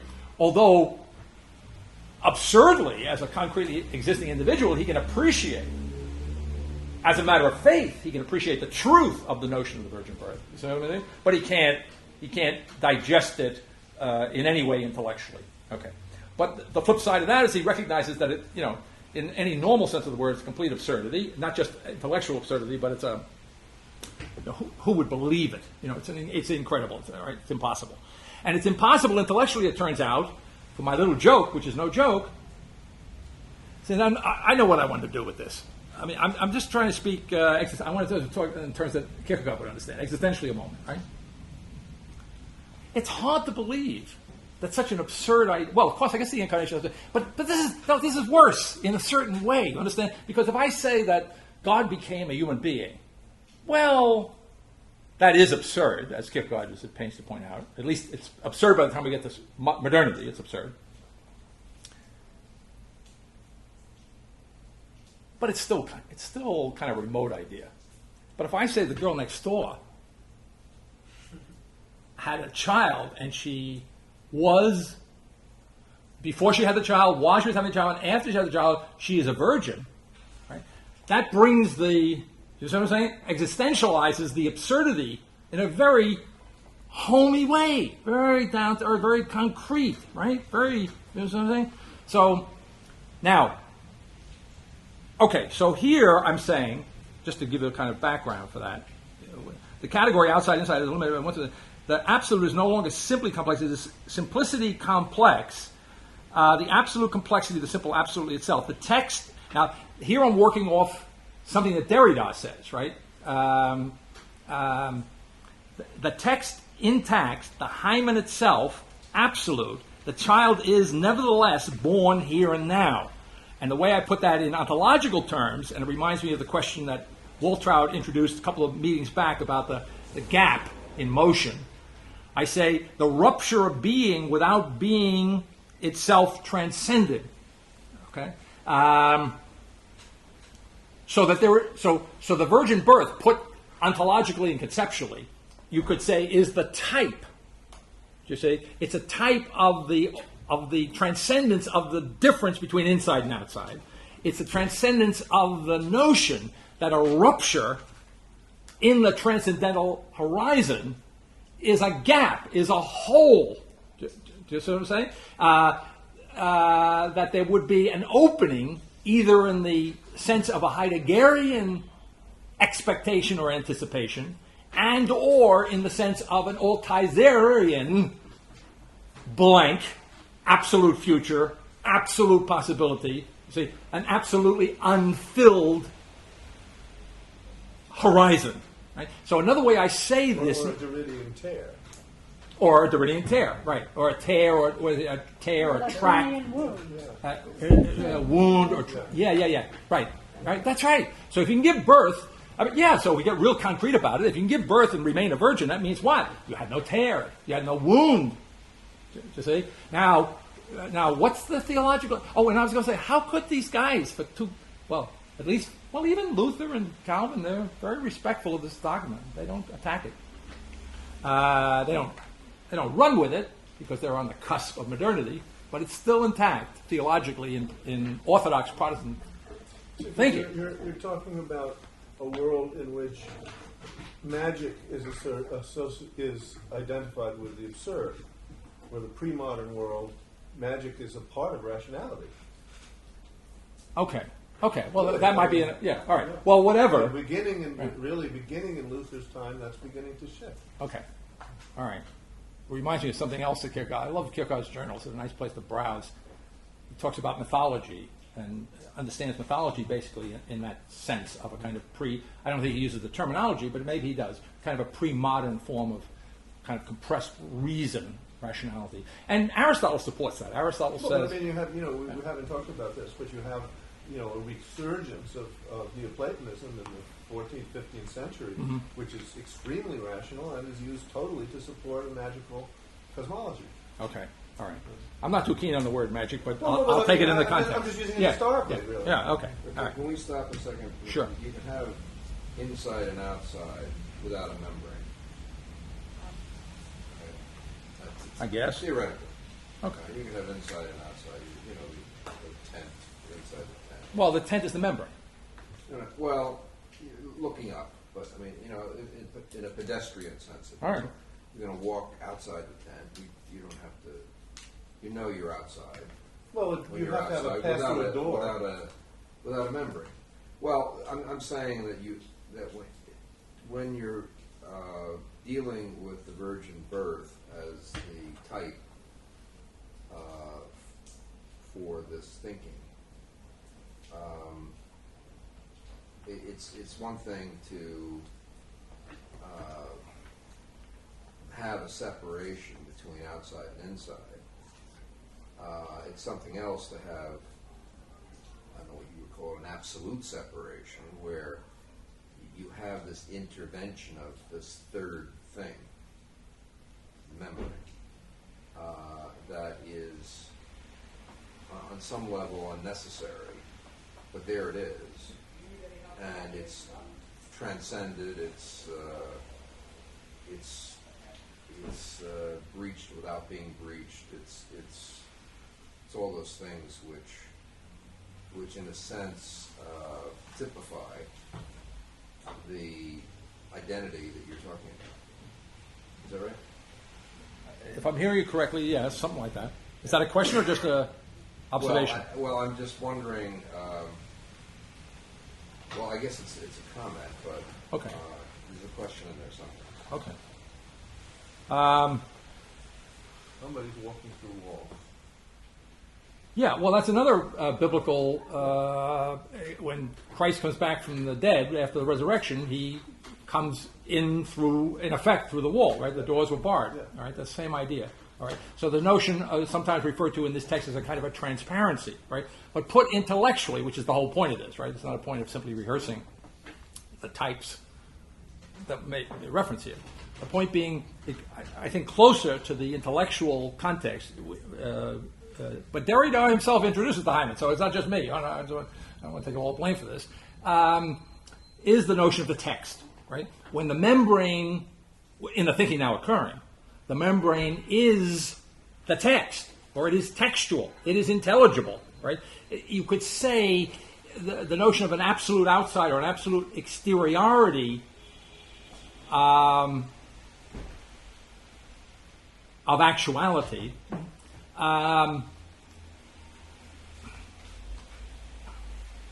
is to say that there is no need, as it were,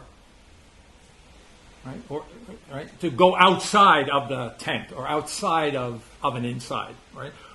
And the converse of that, especially in Derrida's case, there's no need to incorporate the outside within the within as that origin that never existed, right? As that origin whose real origin, that outside whose real origin or originality is within the within of the text, outside of which there is nothing. Okay, so the thinking now occurring in that sense. Later on in the text, I speak of the infinite infinite flatness, I guess, of the structure. The infinite flatness of the structure of the universe. All right, and there are key words there, the ones that occur in this place. I mean, universe, we have some vague sense of what we're talking about. Although Dewey calls it into question. I'm afraid. Well, no, it's relevant. Okay, Dewey says. These guys are so good. Dewey says, now again, I'm giving you the cartoon version of Dewey. We keep talking about the universe, but he doesn't say this literally. But this is what he's saying.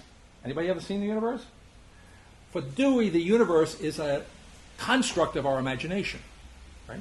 It's related to the notion that, and this is a very pragmatic notion, you find it in Peirce, that perception is inherently some kind of construction, right? It is some kind of inferential construct, right? And the universe, so looking outside of ourselves a moment, in a cosmic sense, Dewey says the universe is a construct of the imagination, right? And of course, in that sense, it's another version. It's Dewey's version, analog of the Peircean notion that the totality of reality is that which, in the long run, at least in principle, we're tending toward, and which we will never actually arrive at, but which will always more and more approximate, right? What's going on in the thinking now occurring, it says in today's reading that thought, in effect, is the transcendental imagination of a certain man, right? The incarnate word, I think, is not too obscure there in the text, right? And so if Dewey is right that the universe is nothing more than a construct of the imagination, but there is nothing but, in other words, if imagination and thought, I think this really out Hegel's Hegel in a way, right? In other words, if thought is imagination, in other words, if existence is the text, if we are creating the world, right? If we are actually constructing existence, if we are actually constructing the existent, right? Then that's another way of saying in classical terms. Now, I mean classical, at least back to Kant, if not beyond, but certainly back to Kant. In classical terms, that's to say that imagination, that thinking is essentially imagination, or thinking is identical with imagination. Right? I mean, understanding here, not fancifulness, but in the kind of Kantian sense, a kind of productive or constructive imagination. Coleridge. Right? Huh? Coleridge. Okay. And so in this sense, the point I'm making, it loses, again, the sense of distance, the sense of out-of-reachness that it has in Dewey's rendition, right, which is consistent with the pragmatic idea. Right? The idea is the schema, right, has been transformed into actual existence. Right? I want to say, in principle, in itself, in some sense. Right? So now I'm thinking simply on this biblical theme. So when Christ says, what did he say? Something to the effect that you'll pay for every idle word. The thinking now occurring would say, well, yes, but the reason is that there are no idle words. Right? There are no words that are not existence. Right? Right? So now I want to anticipate myself a little bit, because we're always having a little trouble with the text in terms of doing simple justice to it. I've already spoken about the knowledge, the fact that in the thinking now occurring, knowledge is no longer generic. Yeah, here on page 158, dropping down on page 158 to about, we can pick it up here, 158, drop down about 7 or 8 lines to, after the parentheses, eliminating absolutely the form of its own. All right, thinking now occurring eliminates absolutely the form of its own. ownness, owning, self-reference, right?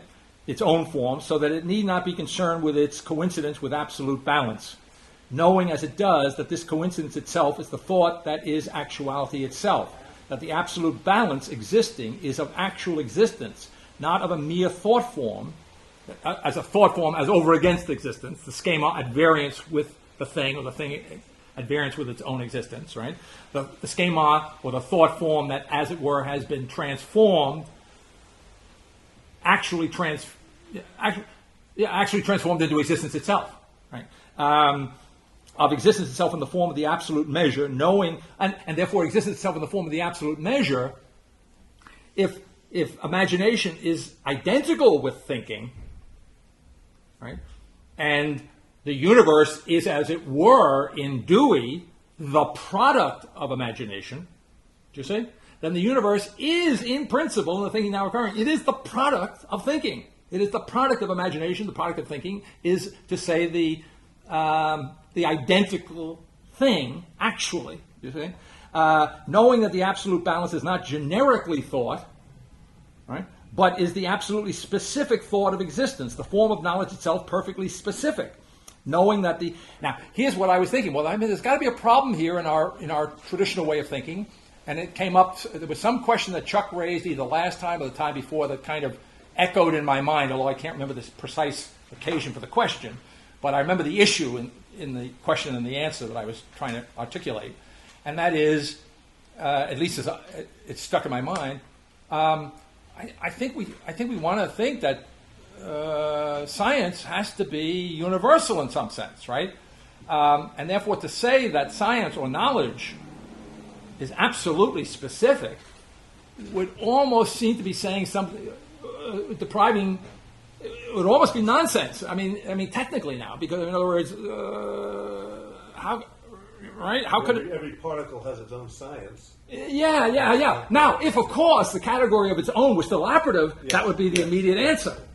Okay, but the thing that echoes in my mind in terms of whatever we were talking about, which I can't remember, which is the identical thing in a different context, is that the specificity of the knowledge of the thing, outside of, absolutely, altogether beyond the notion of inside-outside, right? It had to do with the idea of withness, okay? In other words, there is, in the thinking now occurring, there is not an alternative between being, there's not an alternative between absolute specificity and existing totality, right? Or absolute specificity is perfectly intelligible as relation, I want to bracket it, as totality relation. That's neater. I mean, it's a little awkward, but it's neater, right? So absolute specificity is perfectly intelligible as relation, parenthesis, I'll do a, who does this? Sartre, I think. Puts other parentheses. It's absolute specificity is perfectly intelligible as relation, parenthesis, to totality, to the totality. In other words, the absolute specificity is retained, as it were, in the existent, not only despite its relation to the totality, but is retained in the existent as its relation to the totality. Right? It's as it were the perfectly undiluted form of the Peircean infinitely postponed ideal, which I've said in many different words earlier, right? But here I think you can see it quite technically, right? So in order to understand anything scientifically, I cannot understand it, right, apart from its relationship to the whole, but because of the catholical, I invented the word, and I can't even say it, the catholicological nature, right, or essence, all right, of existence itself, its being related to the totality is not at the expense of its absolute specificity, but that is its identity. There's no right. And the fundamental, simplest reason for all this is there ain't no self of the relationship anymore. I mean, but I'm trying to say, well, it's, you could say that, but that becomes a mantra. I mean, now, how should I begin to think about science and the object? Somebody asked a couple of years ago here, well, what are the implications for physics? Well, I don't, I'm not a physicist, and in that sense, I can't give you the answer to that. But I can tell you in principle that there is an answer here. There is an implication, you see, that the individual particle, you see, is unicitous. It's right. It's metonymous. Not autonomous. See, it's not autonomous. It's not to be segregated out from its relationship to the totality, but it has its perfect particularity in and as the particular that is related to the totality, or in some sense is the totality in particular. So is that kind of the definition of autonomy? It's well, it's certainly one. Yeah. And it goes back to the idea of the lawfulness, which is not a regularity, which does not depend upon, again, a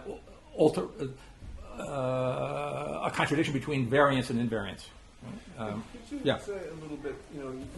It's interesting. You pick passages from Derrida, which is certainly apt and give an important part of his what should I say, his attitude. Mm-hmm.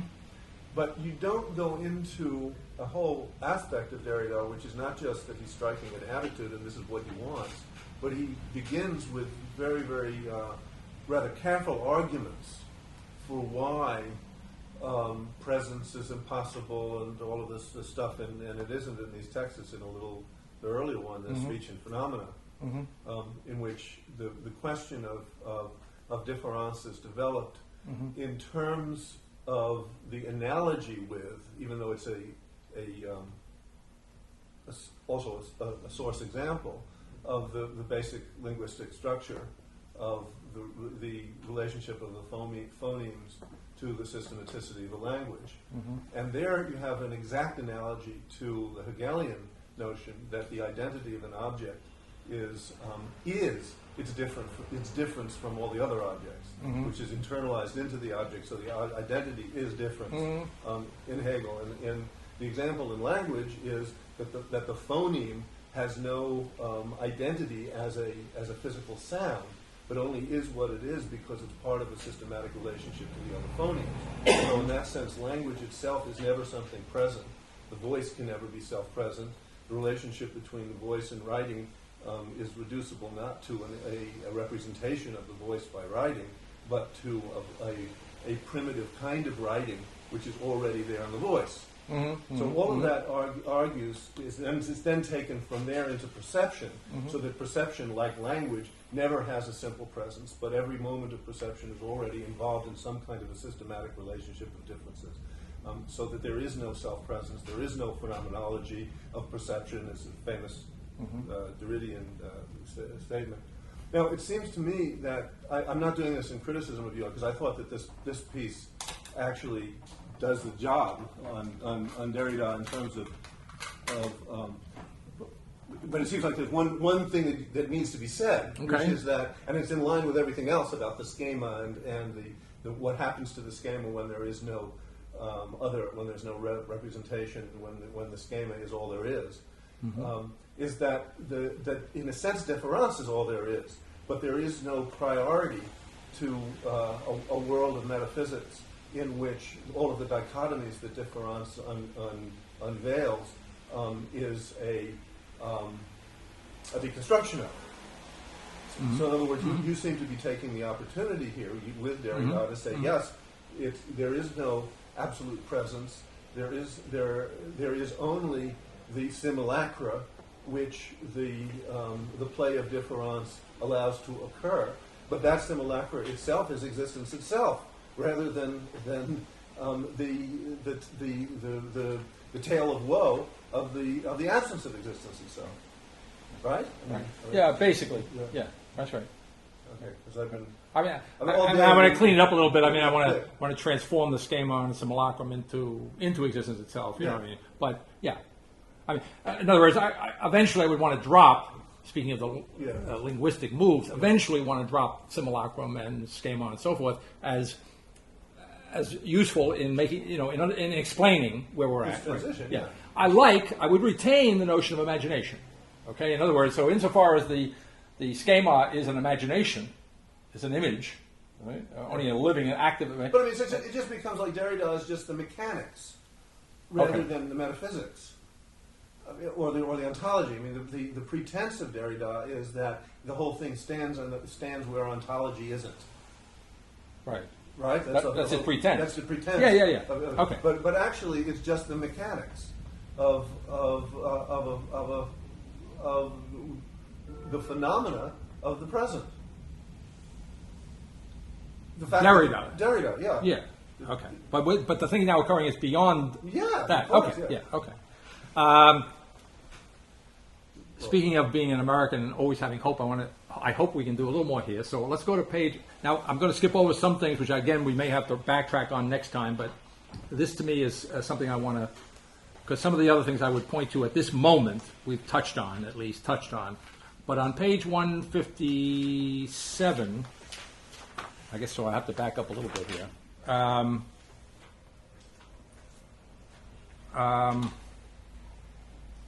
Speaking of the breach, about 6 lines down, but the absolute complexity of the breach, at once the absolute transcendence of the merely essential complexity of the simple, of the absolute breach in its simplicity, so the absolute complexity of the breach, the absolute repetition of the absolute. And by the way, I noticed last time we talked, I introduced the notion of the absolute repetition of existence itself by way of explanation, and I had no idea, I was not anticipating that I had actually explicitly done that several times in today's assignment, so I was happy to see that. So here you have another example of it. The absolute repetition, now I don't say the absolute repetition here of existence itself, but I just said that. So again, you could understand that the absolute repetition of the absolute breach is existence itself. And an absolute breach, the absolute opening, the absolute liberation of each existent to be absolutely specific without being an alternative to or at variance with or inside or outside a totality. See? And being the absolute breach, existence itself, each existent is identical with the totality. Right? There is no totality apart from the absolute specification of existence. Right? Absolutely without the division within, which is a kind of specific reference to Hegel, but the division within is recapitulated in his own way in Derrida, is itself the absolute breaching of balance itself with absolute identity. Now, what I want to say, I must say it somewhere on the page here. Yeah, I do. Let me dropping down just a few more lines, and then I'll try and summarize it. Dropping down a few more lines, you see absolute identity is for the first time the absolute explosion of balance itself. So there's an equation going on here, as it were, between identity and balance itself. And in the thinking now occurring, there's an absolute explosion of identity. You can think here of the notion of an absolute explosion of identity is an absolute particularity, an absolute specificity, and it is here being, and so if the absolute breach itself is absolute existence itself, then these are all different ways of trying to get at the identical understanding, identifying the breach. And then, did I say this earlier tonight, or did I just say it in my head on the way over here? And so when I'm thinking of how I think I started to say this. I don't know whether I actually say it, but I'll end on it anyway. So when I'm thinking of identity as change itself, which is fundamental to the thing now occurring, as it were, identity, change itself, balance itself. What is, as it were, the trick? Remember, I said in the thinking now occurring, there's no time out. You can't go to sleep. You got to stay on your toes. See, I was just speaking pedestrian-wise, but right. In other words, identity. Right, how can variance and invariance? How can Leahy assert, right, that the invariant identity is not at variance with variance? Right. Well, what are you doing when you're balancing? Right. So existence is balance itself. You see? Which is to say that, and so balance has, hey, if you're balanced, you don't fall down. You're not overturned. You're not knocked off your feet. You see? And so in a certain sense, at first glance, if you maintain your balance, it looks like it got a simple stasis. You see? Yeah. It looks like existence is simple subsistence, simple standing under, simple, unintelligible, kind of surdic, I just made up a word, surdic substance, right? Impenetrable, kind of Lockean substance. I don't know what the hell it is, but it's there, right? But no, substance is intelligible through and through, and therefore it's another way of saying that what otherwise would appear to be a simple standing under is intelligible all the way through. It's dynamic.